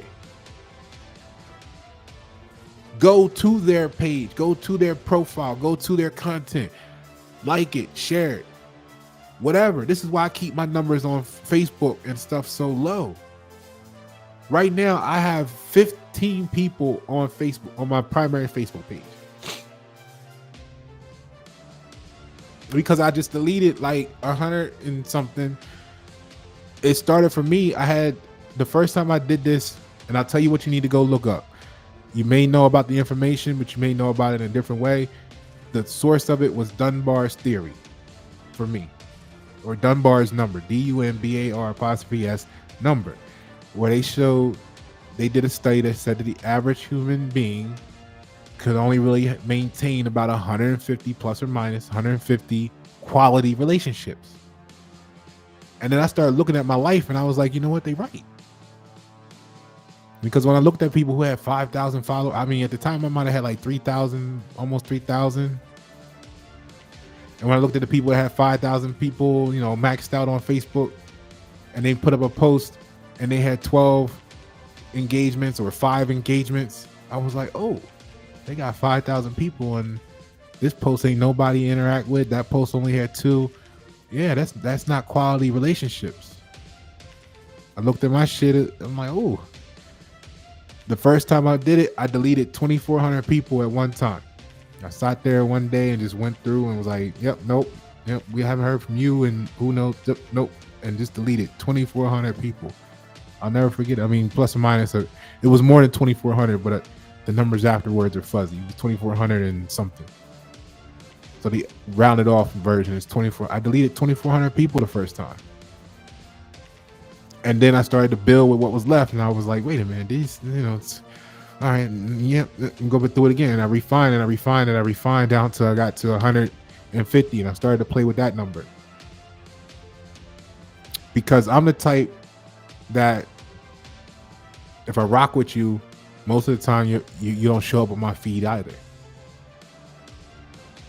If I'm supporting you, I go to your page on purposely with the intent.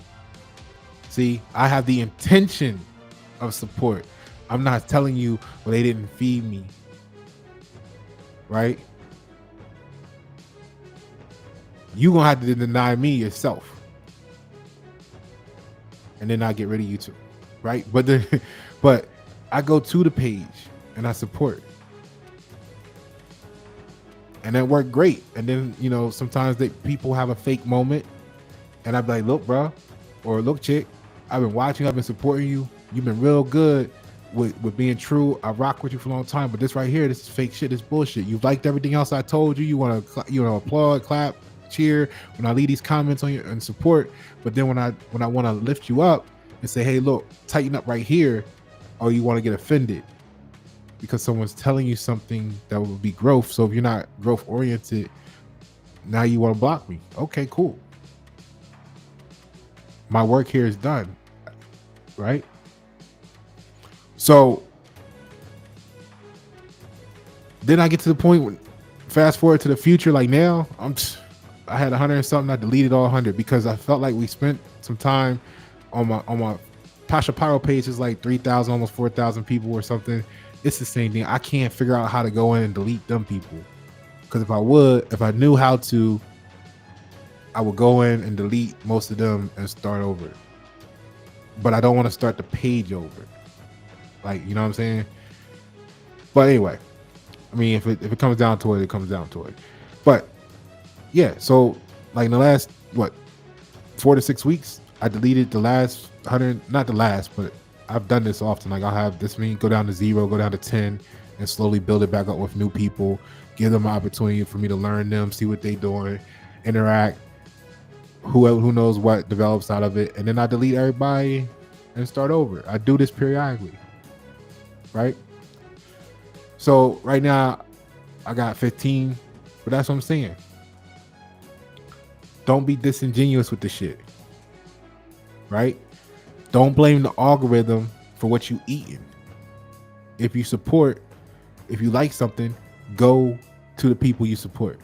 Then once the algorithm says, wait a minute, they not liking the shit I'm giving them, it'll start to spiral out of control, and it'll have to rebalance itself, retool itself, right? Realign itself with what you're actually demanding from it or appreciating for value.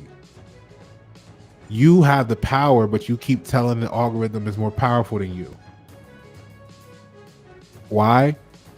The only reason is because lazy. I don't like to use the word lazy, but this is a case where it's laziness, because it takes literally 2 seconds to say, I want to see what such and such is doing, and for you to actually physically type there and go to their page, profile, YouTube channel, or whatever, instead of just taking what the algorithm gives you. That's your fault. That's all 5 billion users' fault. So I don't want to hear that excuse. I'm going to tell you the truth. I mean, you're not going to like me. Some of you, those that don't, in the gym pop, they're not going to like us here in the public because we know the truth. So don't blame it on the algorithm. Then there's a psychological burden, because it's the pressure to maintain this polished image that leads to your burnout. That's why you burnt out. See, I go on that motherfucker and I let it hang, right? And people be like, oh my God, we don't want to be associated with that. Well, fine, go carry your fake ass over there, because guess what? Behind closed doors, when nobody's around, you probably sound just like me.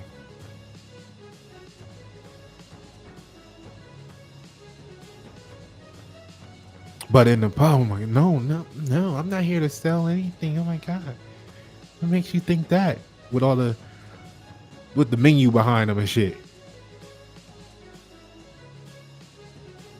See? The fake shit is what fucks you up. You're burnt out because you're trying to be something that you're not. Like, I seen, I don't know, 100 posts this week that said, they're talking burnout. Burnout's the topic now. Burnout and stress, right? Go to YNet 7. Pasha was telling you what to do about burnout and stress 5 years ago. Right? What's up, Tavis? Tavis Fox, my man on LinkedIn.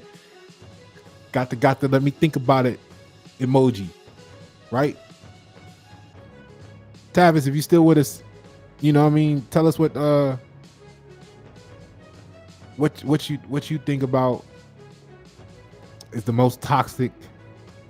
And if it's me, tell me it's me. Let's talk about it. But what do you think is one of the most toxic things that you're experiencing on social media, whether it's LinkedIn or another platform right now?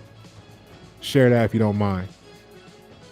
Since you're thinking about things right now. All right.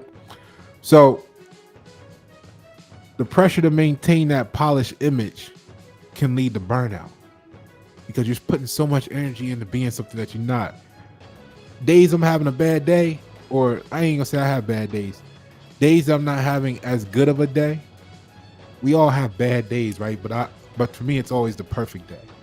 So it may be something that I don't want to go through, something I don't want to experience, but at the end of the road, it's all part of making me who I'm supposed to become for that next role I'm going to play in the world, society, that next chapter that the Most High is going to invite me or place me into in my life, right? So I accept it all for value. So I don't want to say it like it's something that, but we all had those moments. But I'm the same. I'm like, this is because that's what I'm feeling right now. That's what I'm thinking. And what you learn about in big business is that each one person represents at least 60,000 people. And that's why you see me doing stuff like this. Because if I'm looking at something and I see something, then that means that other people are experiencing it too. So let's talk about it so that we can fix it.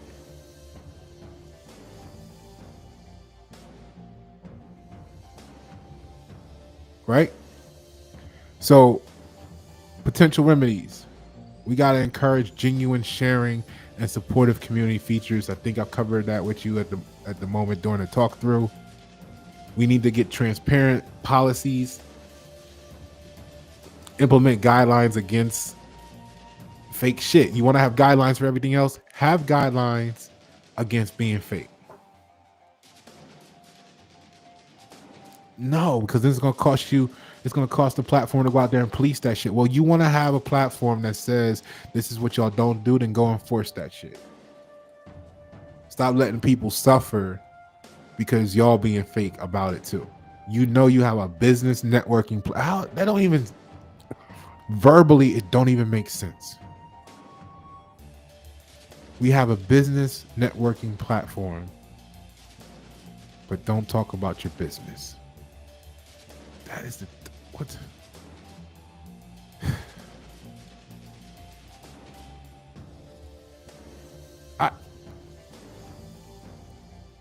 It's statements like that gets me put in the mental hospital.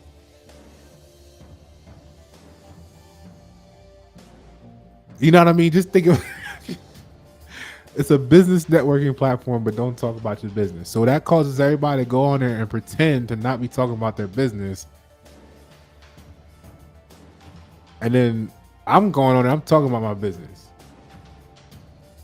Yeah, I made this 42-second commercial just for my brand. I'm posting this shit right here. You gonna like it, you gonna not like it. Because I ain't gonna be fake with you about this shit. I bring value. It's too strong for you. You did. Oh my God! It offended you because it said this. It said that. Well, it was real.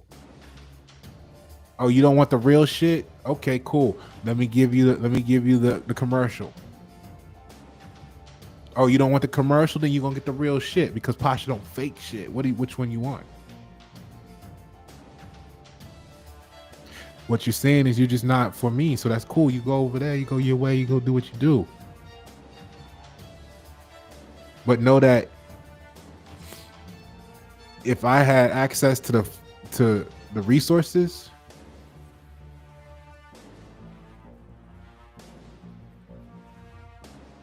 it would be different. So I want all of the fake people to work very fucking hard to make sure I never get it. Because I'm going to work equally as hard to make sure I do. Because if you want to destroy the world with your fake ass shit, I'm not the only one that's going to sit here and have a problem with it. But I might be one of the few that actually are willing to do something about it. I lost everything fighting this battle. There's nothing more. A couple times in life, there's nothing really more you could take from me that wouldn't just free me from it all. What do I have to lose?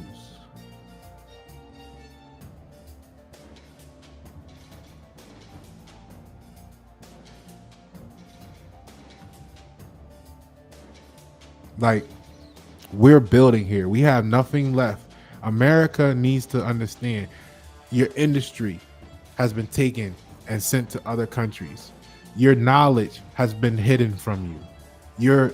Your women no longer support you being real because most of them want to be comfortable with benefits, right? The state needs you to become an asset. The state on many levels, right? You're not allowed to talk. You're not allowed to do. You're not allowed to be. Your money isn't real. It's fiat currency. Your education isn't yours. It's loaned to you, and you have requirements, or else you'll get discarded from membership there. Nothing. The house that you have isn't yours. I don't care if you think you made all the payments. You got a tax payment. You haven't made all the payments yet. Miss a payment. Nothing that you have is yours. You just don't act like you know it, because maybe you don't. When is enough enough? What will it take for you to say no more? No mas. So if you want to make some guidelines against this fake ass shit so that real people can enjoy the platform. Then offer mental health support. When you see these people like Alex, that's why he blocked me, because I go right into mental health support when I see that shit. Oh, you poor thing. Bring in the stretcher. Let's lay you down. We're gonna get you some help. But then the first thing they want to do is, ain't nothing wrong with me. You're right. No, we get that. Denial's the first stage. Stay calm. Stay calm. Nope. Stay right there. Don't come any closer. We'll have to shoot you. Right? We're like the police too. But stay calm. Here's what you need to heal. We're going to give you this healing words of wisdom. Oh, he's rejecting it. Nope. Don't get the net. Let this one roam.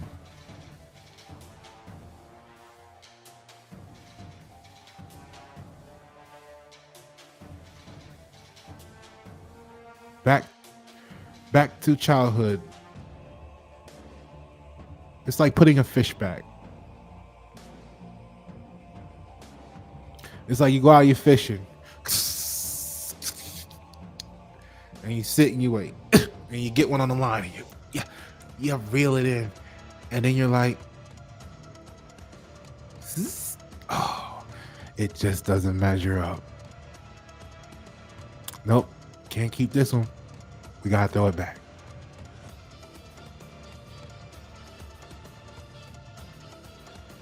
Community building, right? Because the mental health part, it provides we need to provide resources for users to manage networking stress now. Now, my last case I was fighting was about workplace. I was trying to change the nation. I'm always doing something for people who don't give a fuck. I gotta stop that. But I can't stop, because if I don't continue to fight, I'll never be able to enjoy peace of enlightenment. So the only thing I have to do is to fight. Because once you know, you can't unknow.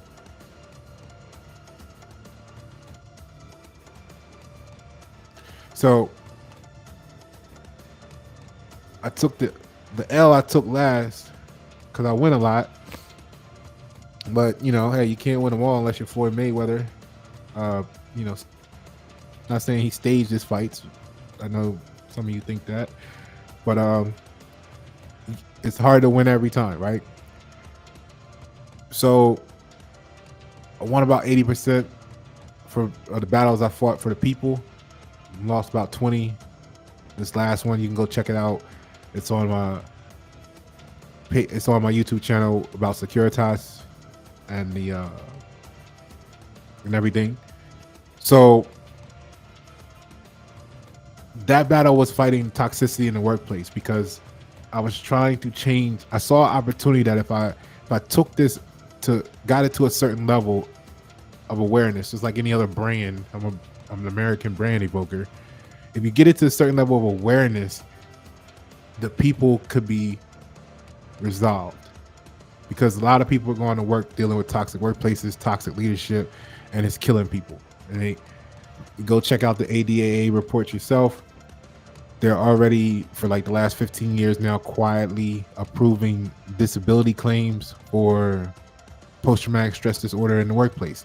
And I'm not talking about someone coming in active shooter. I'm talking about just going to work every day, dealing with those people that you say you can't stand. That's causing post-traumatic stress disorder in your life. But you're acting as the frog in the pot of boiling water, and you're being consistent, meaning you're standing still instead of getting the fuck out, and it's killing you, but you don't know it because you're too busy trying to appease people and be accepted, or make sure your electric bill is paid because you don't want to fight for no currency and everything to be free with me. So you want to be trapped into being forced to die trying to pay an electric bill while someone kills you with mental abuse while they make product and profit off of you. And then you call me crazy for being like, nah, fuck that. We can build America. We don't have to endure this forever.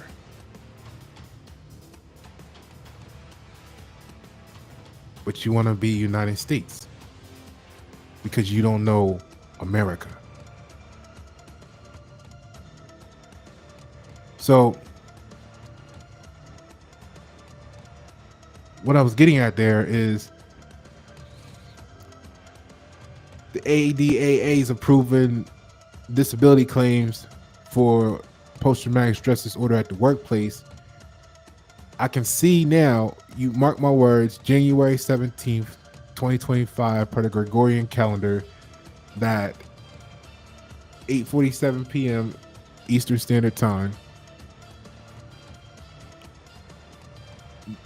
there's going to be disability claims coming soon, if there's not already, somehow related to social media engagement.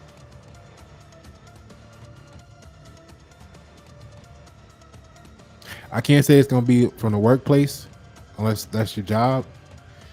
But yeah, watch. And then they're going to be required to have mental health support. They're going to be required to offer rehab. And these platforms are going to have to pay for it, which is going to be dangerous because then they'll probably want to put it on the platform. And we already see what the problem is there when they have the oversight. But they're going to have to provide resources for users to manage the networking stress. And they'll only have themselves to blame. I guess maybe that's the next tip I should take to make the world a better place. Right? So, community building. We want to facilitate genuine connections and collaborative activities on these platforms, which means we got to get rid of this fake shit. We got to get rid of the fake people. You got to change the algorithm to know that the fake people are the enemy because they're trying to dial it into your wisdom is not wanted or appreciated unless we approve it. And the only way to counter that is to put the extra effort in and support the people with the knowledge. Support the real. Instead of taking what the algorithm feeds you. Remember, you see the little babies because they post the baby photos and the baby videos because they trying to get the likes, right? So they do that and they be trying to feed them something that they didn't want and they be like, no, right? and you gotta trick them and do the airplane, and then right, and then you gotta force them. You don't think that's what your social media experience is? When you first got on there, you didn't really want probably 90% of what you're consuming right now. You was there for this, but you've been bombarded and force fed this other shit for so long that you now think that you actually enjoy this shit. You like, oh look, you spend 10 hours on there going about shit that you didn't even like 2 years ago. Talking about you had growth, you've grown, you've changed, and now you enjoy. No, you retarded. You went backwards. Growth is let's go fucking change this world and do something about this nation. Growth is why the fuck is California still building wooden houses?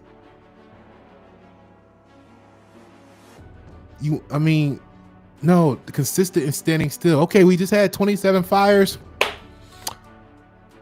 Let's go back to the lumberyard. I mean, that don't even sound like it makes sense. I'm thinking about it like this. If you live in California, you need to build a castle. Now, I don't know, like, the melting point off the top of my head of stone, but I know it doesn't catch on fire as quickly as wood does. Right? I mean, so the insurance companies aren't going to want to hear this, but if it was me, like, you want to build your little fancy house up in the hills with your glass walls that melt at this temperature, and your wooden structures and stuff, that flashpoint is this temperature, then we can't complain when it catch fire. We knew what we signed up for. Like I entered the war fighting for America. I can't be mad when when the United States finds a way to sabotage the 2014 E350 coupe. It sucks. I can't prove it. Who did it? When exactly? When it happened, you just see the success of it. So the car is a casualty of war. I'm cool with throwing away a Mercedes-Benz. It's nothing to me. I've had 2 of them. I've had a 740 IL. It's nothing to me. See, when you have emotional attachments to material things and people, they all can be weaponized against you.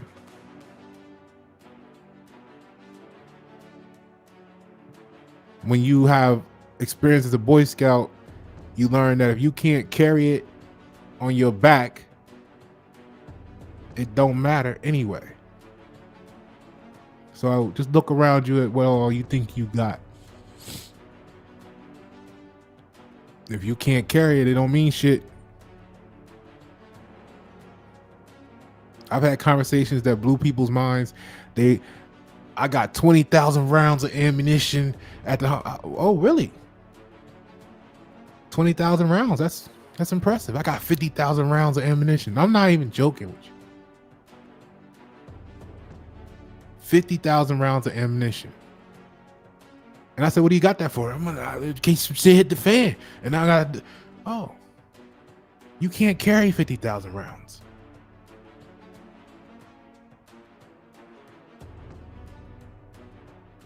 What good is it? I mean, your strategy fucked up.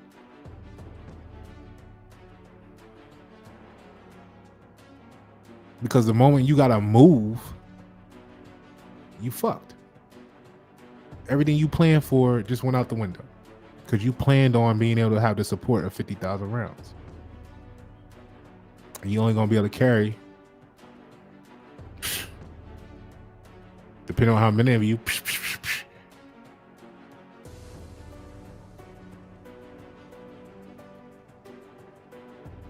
You see what I'm saying? So, community building facilitate genuine connections and collaborative activities. That's why I'm excited when this type of stuff happens. I'm not like, oh man, Alex left and he don't want nah, fuck that. Great. That's one I can check off that I ain't gotta worry about being a fake ass motherfucker, because at least I know they're fake and they block me, so they're gonna be fake over there with the other 14,000 people that think they're real.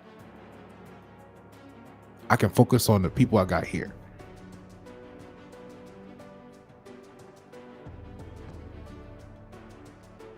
User education.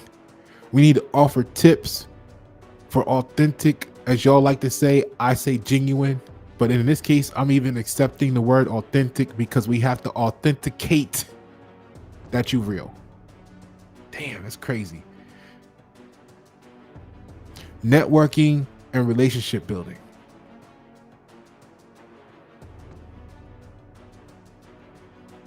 But no, authentic is not genuine.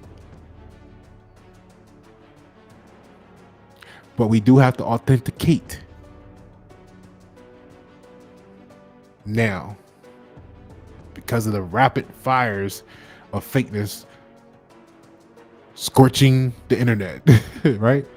But yeah, California, I mean, build some stone structures, man, or like move out. And I'm not even saying like that so you can like stay there during the fire. I'm saying it so that it would increase the likelihood that what you had might still be there when you get back.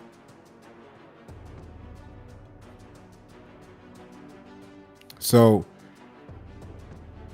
algorithm improvements, prioritize genuine interactions over engagement metrics. That's why you hear me, y'all bragging, not y'all at Y97, but the Gen Pop bragging about they proud. I got 14,000 followers, and they post something and they got 6 engagements. Or 200 even. That's you know what I mean? It's very poor metrics, but they so proud of it. I'm like, yo, bro, I got 15 people on my Facebook page. Right? I'm celebrating that shit.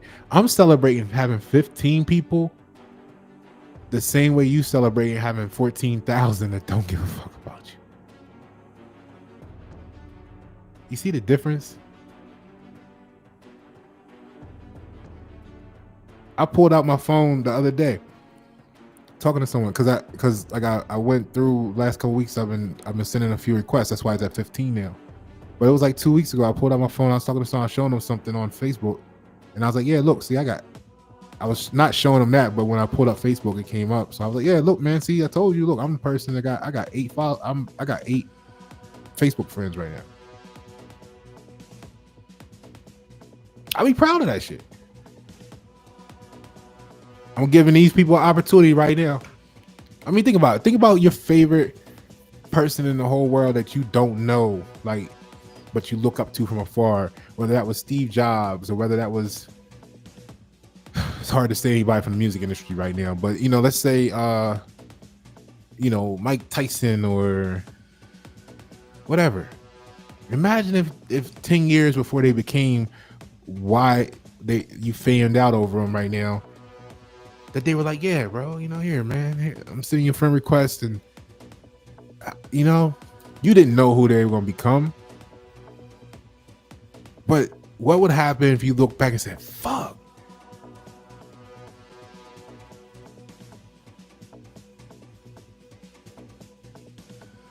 Right? Hey, man, just make sure you 100. If you on the opposite of that and you know they achieved that from being fake and fraudulent, do you really have anything to feel like you missed out about? Oh man, you got there from. I'm glad I ain't rock with you, because I want to get there real. Like, I've had a lot of opportunities to get places being something that I wasn't, and I said no because I knew I didn't want to be that. Like, that's why I don't have respect for it. And that's why some people hate me, especially from the past, because they know I had certain opportunities, and they mad I turned them down because they would have took it. But see, also they didn't have the opportunity because they didn't put the work in. Like, I can't be mad that I didn't put enough work in about being fake around people to be accepted by fake people, to get an offer to go be faker on a higher level of fakeness, if I didn't put the fakeness effort into it. So like, I got everywhere I got being true. And then it's a fork in the road. It's like, yo, this motherfucker is really good, but he don't play the game we play. So they always want to try and get you to, you know, get down or lay down, right? So when you don't lay down and you don't get down, they be trying to blackball you. See, y'all think y'all better. The gym pop think they better than us here at the public because they think they got somewhere that we can't get to. They don't realize we said we don't want to go to fake world. We don't want to be fake. We trying to build this real. So no, you didn't get somewhere that I couldn't go. You didn't get somewhere that we couldn't be. You sacrificed yourself in ways that we weren't willing to.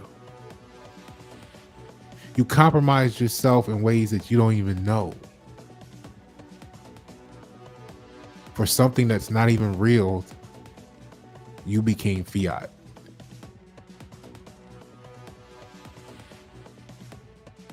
Now, if I wanted to go there,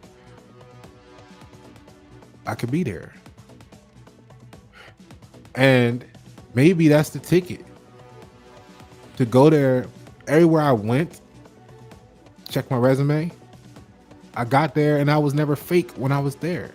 Because they're either going to appreciate the value that you bring or you shouldn't be there. So when I go somewhere, I'll go into corporate America. I have in the past at least. But I've always been true. And I do great things. And I kick down doors for people that are true. Or I've been in places where when I first started at the company, there was only 2 people in the whole company that looked anything like me. And they were like, you can't do that around these people here. You can't say that. You can't tell them such and such. And I was like, okay, you can't. You feel like you can't. I'm going to do me. And I'm going to show them who I am. And then they can decide if they're going to fuck with people who come from where I come from, look like I look, act like I act, or not after that. Because I am who I am. I'm from West Side, Wilmington, Delaware. I moved to Newcastle, Delaware. Mother did when I was 7. This is where I'm from. I'm from come outside barefooted, grandma beat your ass because we're 2 doors down from the liquor store on the corner, and there's empty capsules on the ground scattered everywhere. That's where I'm from.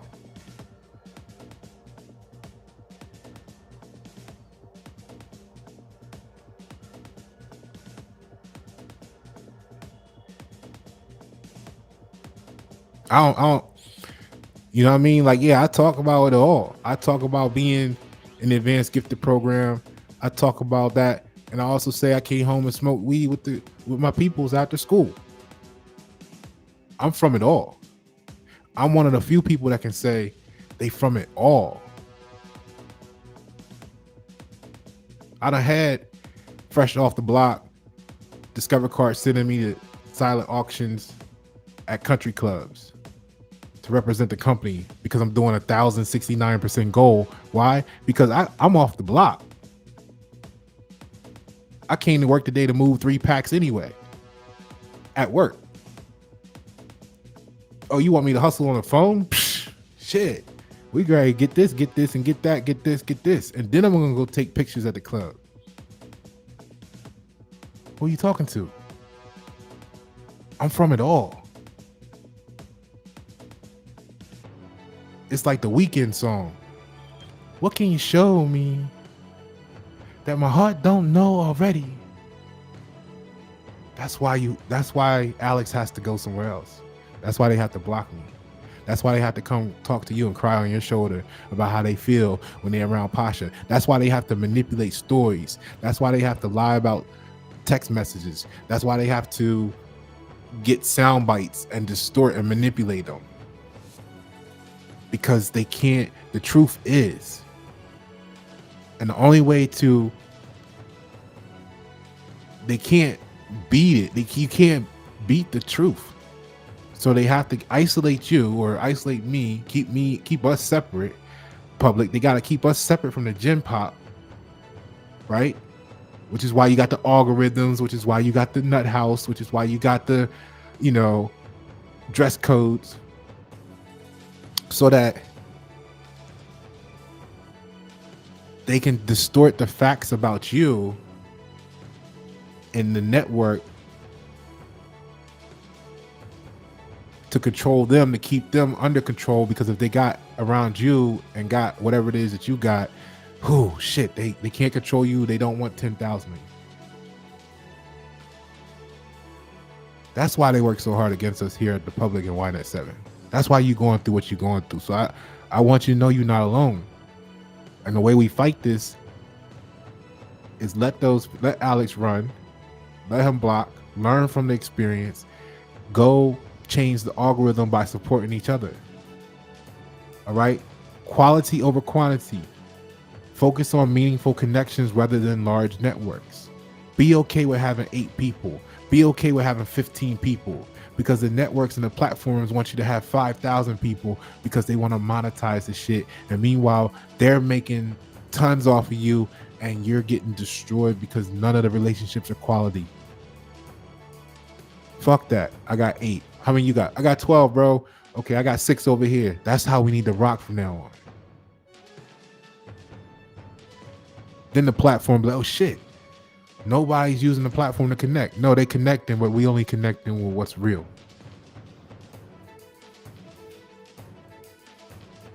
Then you come together once you secure all the realness. Say, okay, you got 10, you got 8, you got 15, you got okay, now we come together. We all got the same 200 over here. Then we work on perfecting that shit. Then we got a pocket of 200 here, a pocket of 250 there, 120 over there, 35 here, 700 over there. Guess what? Now we all come together. Because it's going to take exercises that we got to conduct with each other to go from who we were as a population to who we need to be. We need to do that in small pods, right? In small pods, you need to do that. Like school. They had a whole graduating class, but you only went to this class with 30 people at a time.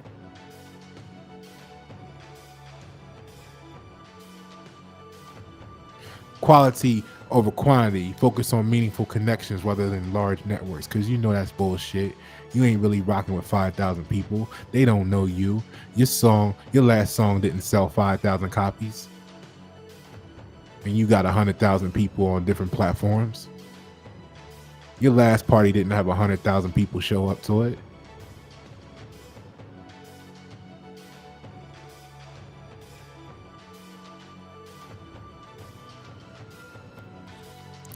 Activate active listening. That's one of the things they taught us, that anybody that worked at a call center knows the buzzword active listening in some way, shape, or form. Encourage curiosity and learning in the network.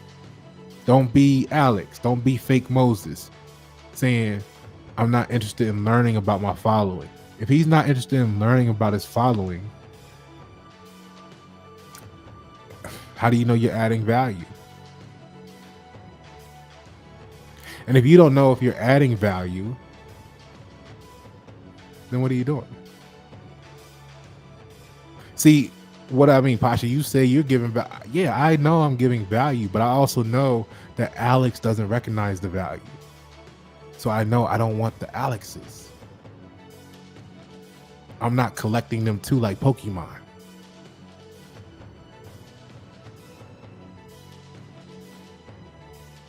and vice versa, right? Alex feels that he couldn't offer me value, right? Actually, he doesn't. He felt like he did. He felt like he would, but he didn't want to get. He didn't want to have to explain why he didn't want the value I had to offer. See, it's supposed to be a two-way street.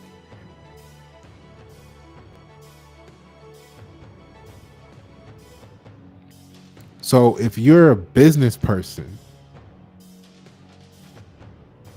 and you're supposed to have a give or take, right? It's an exchange. But then you can't practice an exchange outside of currency. That's actually a poor reflection of your nature of your business conduct,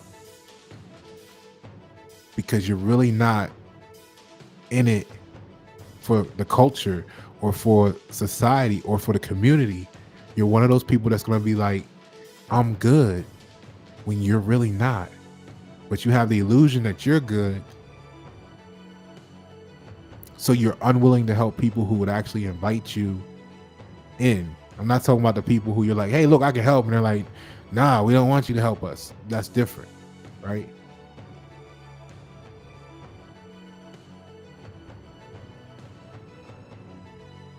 So promote the giving mindset. Inspire users to offer value and support others.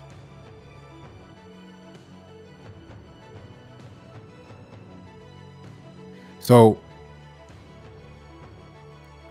I encourage everybody who's doing what they do, as long as it's real, I support. I mean, it gets fuzzy, like, you know, like if you buddies with somebody who weirdly, crazily wants to be disrespectful. And again, this is not the emotional, oh my God, disrespected me, my grandmother knocked the stick off my shoulder bullshit. No, that's not emotional. I mean, but can't relate, don't want to rock with me or whatever, but you connected to them, that puts you in an awkward position, because I'm gonna have to cut ties with you if you maintain that relationship. It's just a casualty award. And it's unfortunate because sometimes that person be innocent and they might really have been the genuine one, but now you can't rock with them because of association. So the science indicates that authentic or genuine, let's go with genuine professional. Let's not use the word professional because we don't want to join the cult, right? I'd rather you be in a religion than to be in a cult, right? Of professional as it applies to business, because at least being in the religion has the goal of building, you know, in its own way, sustainability in the community. You know, when you think of the church, you think about it being there for the community when it's down. It's supposed, you know what I mean? We got our little, right? But, you know, back in the day, you know, somebody was struggling, they used to be able to go to the church and get help, go to the church and get the church pantry, you know, it's got programs to make the community stronger, wiser, smarter, more together. Like, you know, the church, I'd rather you be religious than to be professional. And you see me, I've been actually using over the last couple of years, I've used a few scriptures, right? You see me growing in my communications. It's because technology is grammar, and I'm in the south eastern quadrant of the North American continent, and 70% of the numbers appear to be, the hearsay is that about 70% of North and South Carolina are self-identify as being religious. So what you can't expect is, you can't expect all of them to know that when it comes to energetic transfers, that the scientific world of quantum physics is speaking the same, is saying the same thing as the religious community, just in different languages. So if I give them the religious and the quantum physics together, maybe they'll put their guard down. See, I went to a parochial school, I think it's called, Roman Catholic, where they put you in a uniform and they still used to beat you with rulers when you messed up, had you holding books and cheers. It was crazy. They actually had religion class. We had religion class, right? And my grandma was from Alabama, so she was religious. So I had the opportunity of growing up being National Science Olympic kid from a religious surrounding, sorta, until we moved. My mother wasn't really religious, but she would go to church sometimes, so she'd drag us along too. And I had the luxury of learning that they're both saying the same thing from my perspective at a very young age. And that's not something that a lot of people have. You either have one side or the other, or you're religious and you're just in regular school. You know what I mean? Like, you're not going through the scientific classes and the extra stuff, you know. So that helped me, right? Have this, what I call unconditional love, from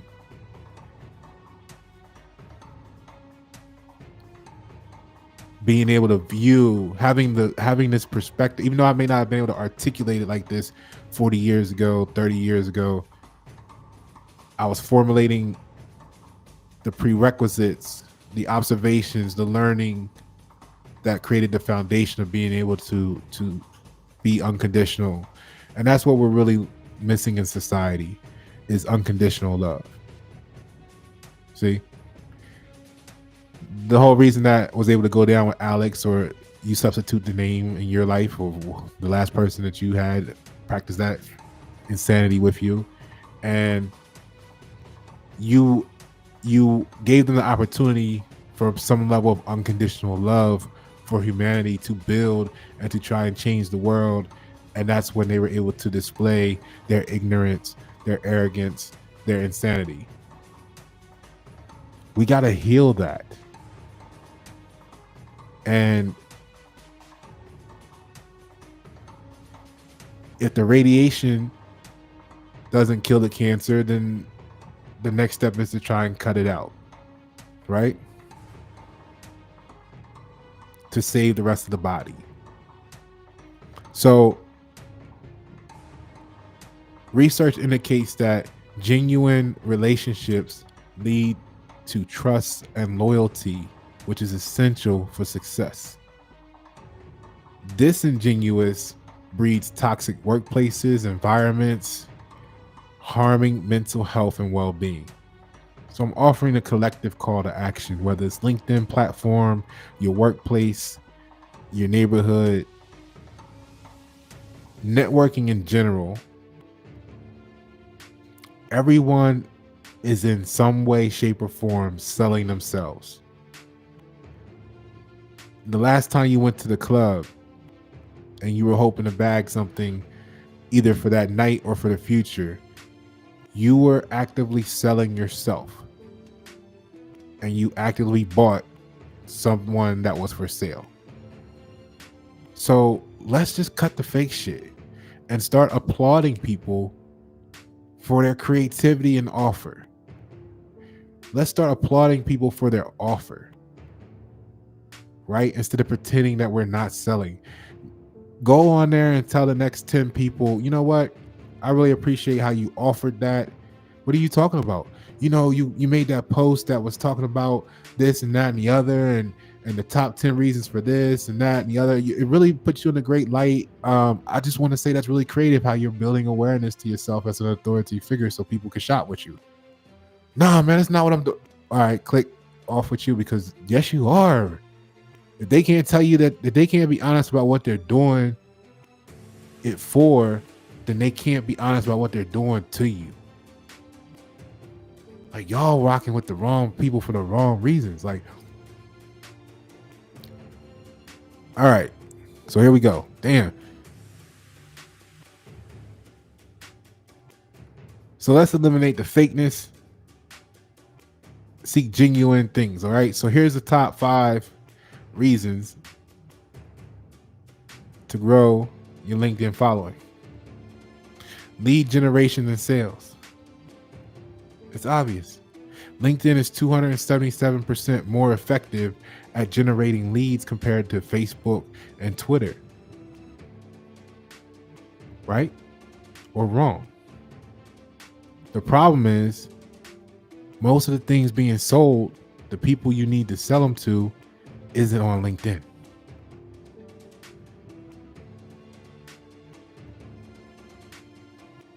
You see what I'm saying? So that's biased compared to what you're selling with. But the problem is, generating leads, again, is expensive. And every lead isn't a qualified buyer. So what you want to do is you want to build awareness, and then Facebook and Twitter, depending on your structure, actually becomes more valuable at building general awareness to the population, because more people consume content on Facebook than LinkedIn. All right. But 40% of B2B marketers consider LinkedIn. See, B2B, LinkedIn, their most effective channel, right? For high quality leads. But if your leads are like Alex and fake, they're not on there to buy and sell. You see the problem? Apparently you are, Alex, because you're one of those percentage points. You're at least trying to sell something. So an impressive 79% of B2B marketers view LinkedIn as an effective source of B2B leads. Okay? So people are on LinkedIn building a following because they're attempting to generate leads. They're attempting to have high quality leads. They're attempting to do business to business leads. So Alex, don't try to fool us. Don't be a fake Moses saying you're here to lead the people somewhere other than to your cash register at checkout. All right. Number 2, establishing thought leadership and brand credibility.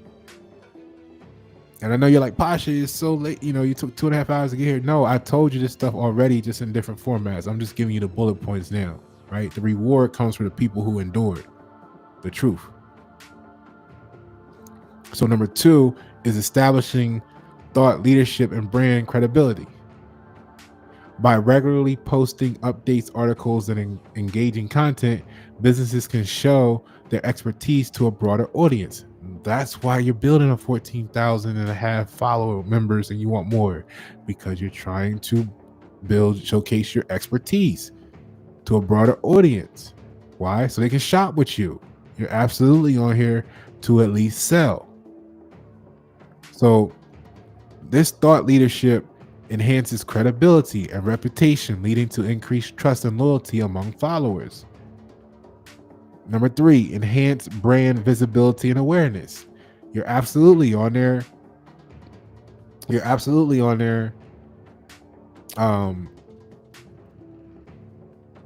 Looking for LinkedIn's quote unquote professional user base so that you can direct content with decision makers and influencers. Who's going to call you to write the check, right? You want to get a large following to amplify the reach of shared content, because if you're saying, okay, if you don't really want it right now, talk to somebody else about it who does, but I got to put this out here so you can find out to tell the person who's going to come shop with me. So the large following amplifies the reach of shared content, increasing the likelihood of engagement and the viral spread within the quote unquote professional networks. Number 4, networking and relationship building. LinkedIn facilitates connections supposedly with industry peers,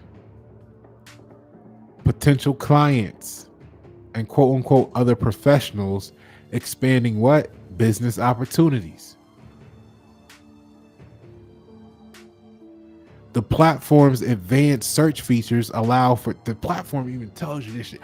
The platform's advanced search features allow for targeted networking with specific industry leaders and decision makers.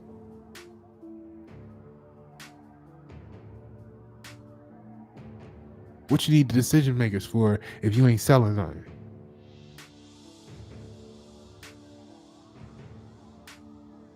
You just want feedback on your tie?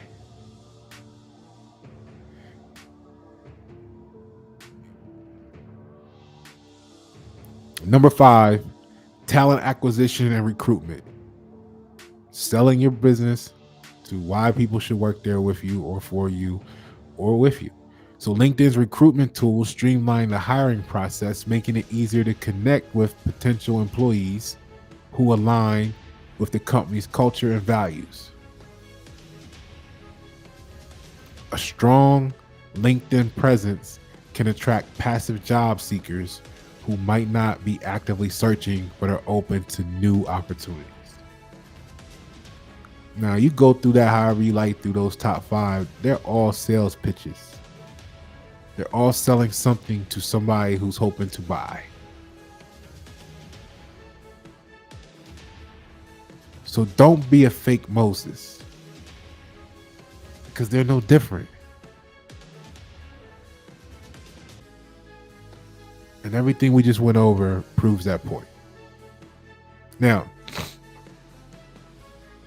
are there any questions?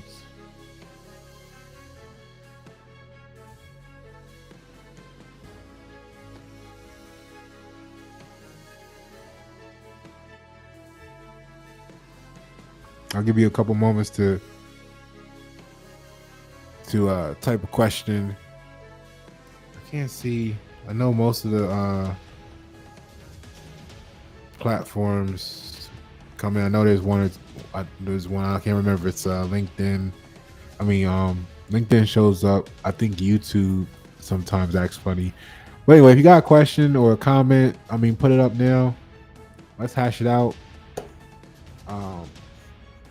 I have a couple more minutes here, but what we have to get is that it's a sickness. It's a sickness, and I don't, it's a disease. It's a disorder, and it's spreading. And you're either gonna be infected, or you're gonna be codependent upon it, like an addiction to a drug.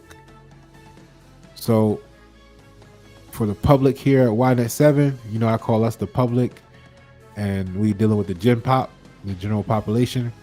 For the public here at YNet7, you got to do this, and you got to encourage all the people like you around you in your circle to do this too. It's the only way to fight back. You know what I'm saying? It's the only way to fight back. Unless you're gonna go, be on the news like the guy did for the insurance company or whatever, for these platform owners and CEOs and stuff, which, what I'm saying, I can see somebody getting to that shit, because like we said, it's going to be dealing with mental health. You're going to be affecting people's lives. It already is. Lives, relationships, jobs. And it's only a matter of time before that news report is not about the insurance company. It's about the platform ownership. Then they're going to want to have reform. See, everybody's okay when the shit don't hit home for them. You know what I'm saying? Everybody's okay. And that's another thing I'm proud of. I'm I'm fighting for the same thing when I'm up as when I'm down. You know what I mean? Like you can't say there's nobody that can say that Pasha started talking about this stuff, when he fell off. What they can tell you is that the reason he fell off is because Pasha was talking about this stuff, and he finally got some powerful enough groups of people all at the same time attacking him from different ways, and he collapsed, and he's getting back up. That's what they can tell you. But I've been fighting this fight my whole life. So people who don't have any fight in them, well, that's disrespect, right? And I'm not saying, hey, go out there and punch your neighbor in the face for the wrong reason. That's dumb. Like, I'm saying, get together with your neighbor so we can fight this war together. And part of the way we're fighting it is through business and innovation. That's why you see me doing what I do now, of all things, which is part of the reason why, groups don't want us to grow, because we're not doing it for the same reason as them. Okay, so like I said, there's people out there, they're gonna look at us funny because we gonna have some hard times. Some of us are having hard times right now. Some of us had hard times and we're just getting out of it. Some of us is ups and downs. We haven't really got both feet under us yet. We're still trying to stand back up. The last couple of years fucked up a lot of shit for a lot of people. We're still reeling from that, as the tools used against us in a fiat currency system are in effect and being squeezed to create even more division. So, for the people who conform and go along to fit in and have their struggles, they'll never respect what we're fighting through. They can never understand. You know what I'm saying? So don't be discouraged. Don't be discouraged. What we're fighting here for is a nation. They're fighting to be able to still post having lunch at the melting pot, if that's still a thing, for $200. See what I'm saying? Like that's their fight for. That's why they're okay with just being fake to make it, because they just want to make sure that they can have fondue. Right? They don't really understand the nation. They don't understand the nation is what we're fighting for. They're fighting for fondue, cheese and bread. Melted cheese and bread. And a Facebook picture. You know what I'm saying? Like, man, like, talk to your peoples, man. Like, find out why they do shit, Study shit. Like, if you took a trip to Greece,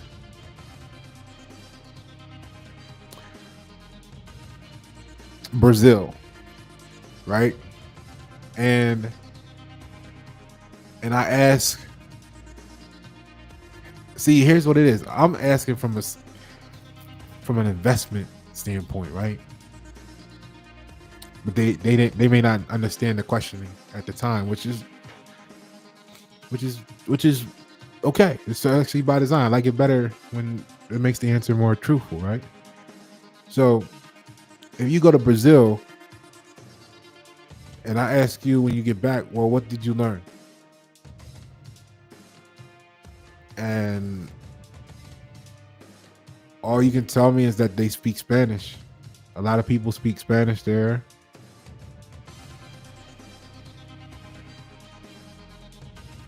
And you got some photos. I'm gonna say, okay. Cool. Thanks for sharing. Because what you just told me is, if you spent $4,500 to go to Brazil, or $10,000 to go to Brazil, or whatever that number was, I can act, me personally, I can get that same experience that you got on YouTube and save the $4,500 or $10,000. You know, I can do some research. I can see the people in the communities. I can hear the language. I can learn about them speaking Spanish, and if that's all you got from it, and you invested whatever you invested into it, instead of into what would build, you know, and then you don't have time to do what's needed, you know, it teaches me, it justifies to me why I don't take those trips, even when I had the resources, the funding. Because everybody know I'm down right now. Everybody know I'm you know what I'm saying? Everybody know I'm rebuilding. It's no secret. I had no shame. I was fighting for my people. What was you doing?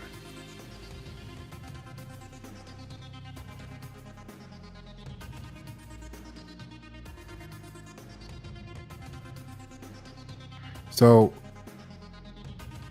when I talk to business owners and they don't want to learn who you are, but they want you to follow them, that's disgusting. And that's part of why I take the time. With each person I send an invite, I offer the same opportunity to. And it's why eventually, if we don't have any interactions, I don't care who you are, I'm getting rid of you. Because that's disrespect.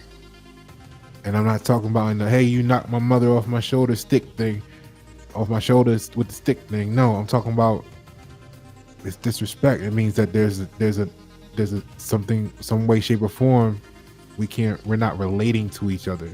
So there's no comms, there's no communication. And without communication, you have nothing.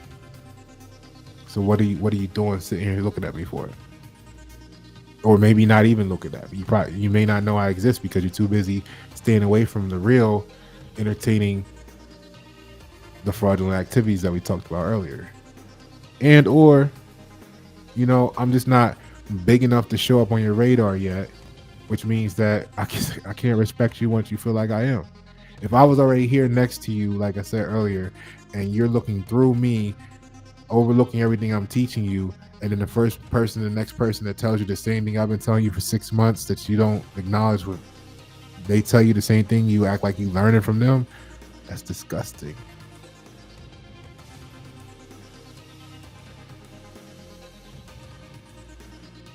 So, yeah. All right, doesn't look like we have any questions. I know we got some audience. I see the numbers, so I appreciate that. And there's always the crowd that don't show up. So I know we got some people. You know, we're growing. We're growing. Part of that is because of me. You got to be in a real comfortable position to do something like have repetitive schedule type stuff, and then you got to.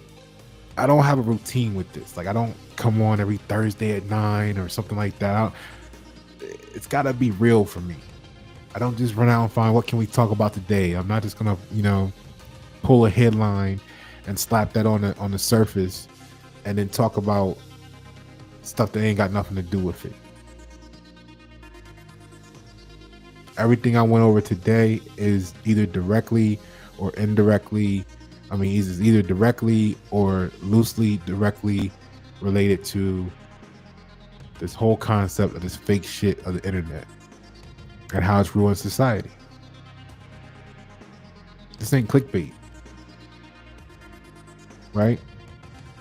So lots of information here. I know we're at 2 minutes. I mean, 2 hours and 50 minutes. You know, some people are gonna complain about that. Oh my god, the video. I couldn't watch it all. It's 2 hours and 50 minutes. But then they can tell you about the whole Lakers game last night. I think that's like 3 hours or something, or at least the football game is like 2-3 hours, right? So, you know what I'm saying? Like that's the gaslighting shit that I want you guys to just like start to vomit. Start to vomit every time you hear this shit.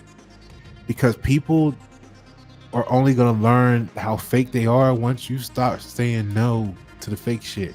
And then once you start saying no to the fake shit too, because you really it didn't process it well, then they can't say that something's wrong with Pasha.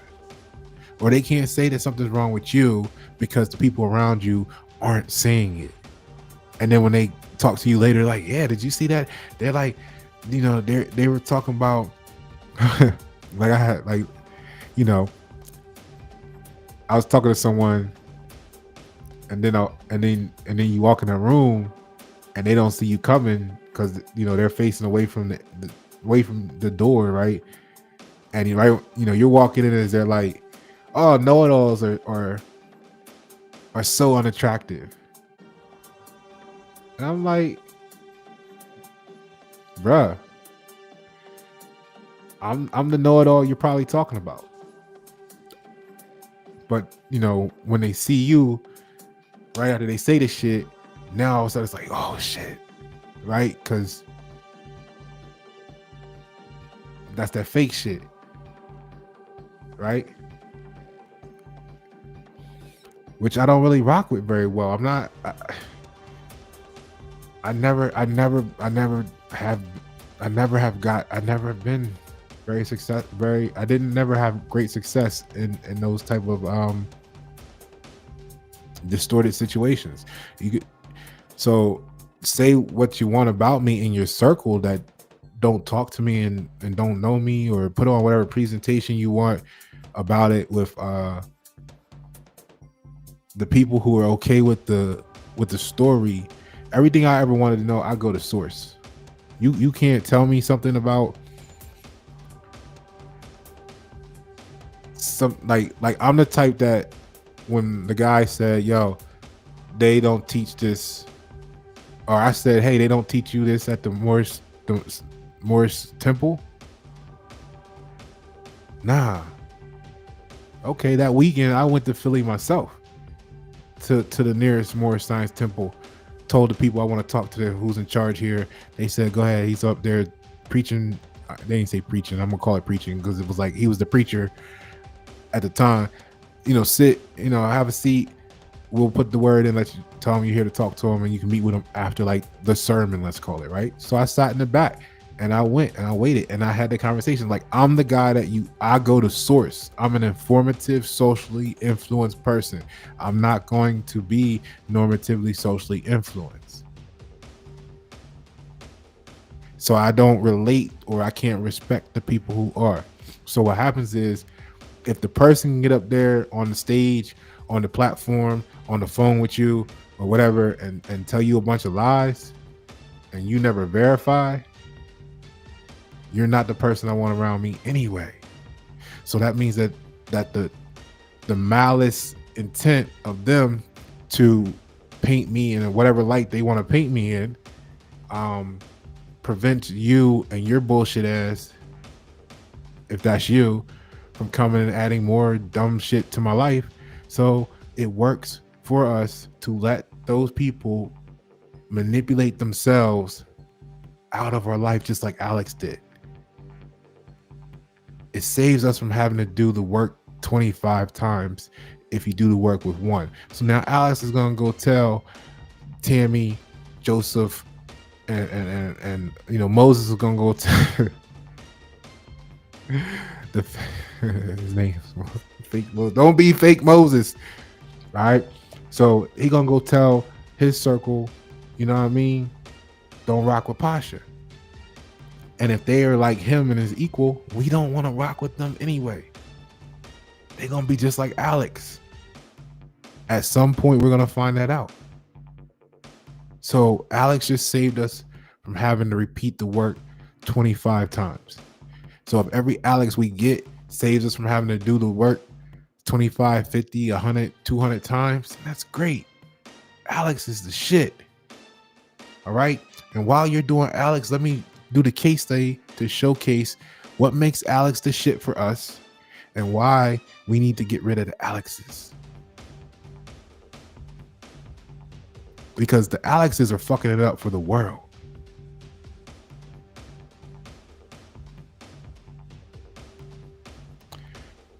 The difference is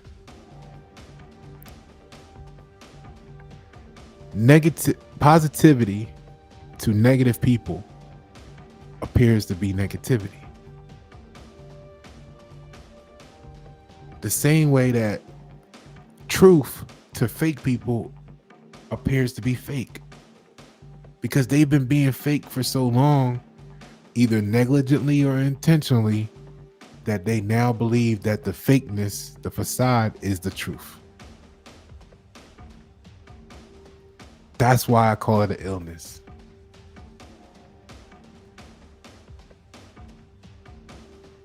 Okay? That's why it's a disease. That's why it's a mental health issue. That's why on my business card, it says at the bottom also, mental health and emotional intelligence. Mental health awareness and emotional intelligence. Because I can't say to you, I'm going to be doing branding and marketing or coaching you or doing anything with your business or brand if I'm not implementing a complete understanding of mental health awareness and emotional intelligence. Because that's why you got the Expel logo looking so basic. Because you had someone do it who didn't have that insight. And now you're defending it. And you're going to probably wind up like Seagate.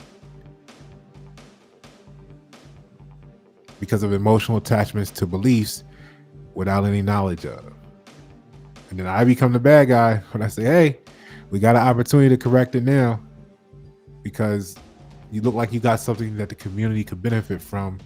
We should make you the most sustainable, but you're too emotional. So the whole community suffers. I'm just tired of people suffering because of ignorance. But I mean, who am I to say that, right? Because the book states that our people perish due to lack of knowledge. So if it's been that way for so long, who am I to think I can change it? But then also at the same time, that's part of what makes greatness extraordinary. That's part of what makes the extraordinary. The things that the other people said they gave up on, you find a way to break through. And maybe this is why, when, for those who know, maybe this is why they had the nuclear wars in the ancient past, in antiquity, that they don't want us to everybody to know about, because maybe they just got to the point where they were like, you know what, enough of this foolishness, we're erasing everybody, we're starting over, boom. Okay, that's why you hear me say I understand why the earth, whether it's you think it's man-made, but I understand why the earth finds a way to reset itself.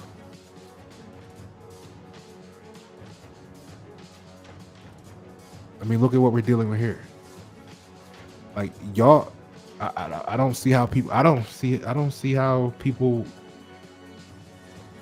I don't know how y'all do it. I really don't know how you do it. I just don't get it. Like, I'm not here to sell or buy anything, and your whole page is set up as marketing and promotion, and you're building awareness campaigns to be seen as the go-to shopper. Like, that's the problem with society. We have to get rid of everything that even promotes disingenuousness to exist. Everything's got to go. And this is why I say we need to get rid of the currency. That the end all to be all is you get rid of the currency. Everything's free. Everybody has access the earth is free. I mean, it's here without cost. Nothing should cost anything. So everything that I know to be true, like I fight for it. I'm not gonna sit up here and pretend it doesn't exist just so you know what I mean. So it would be interesting though. Like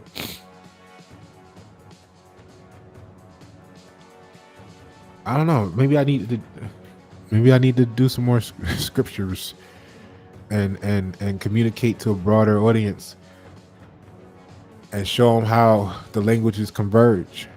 Um,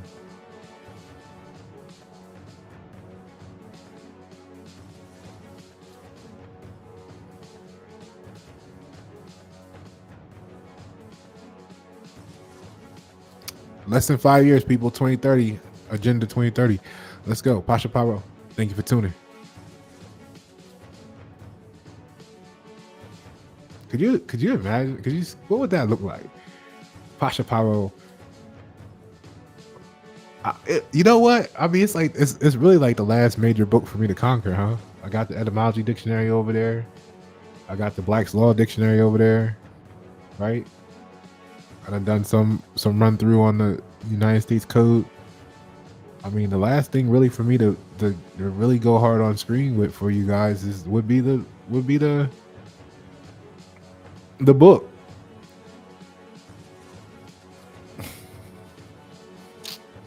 I don't know.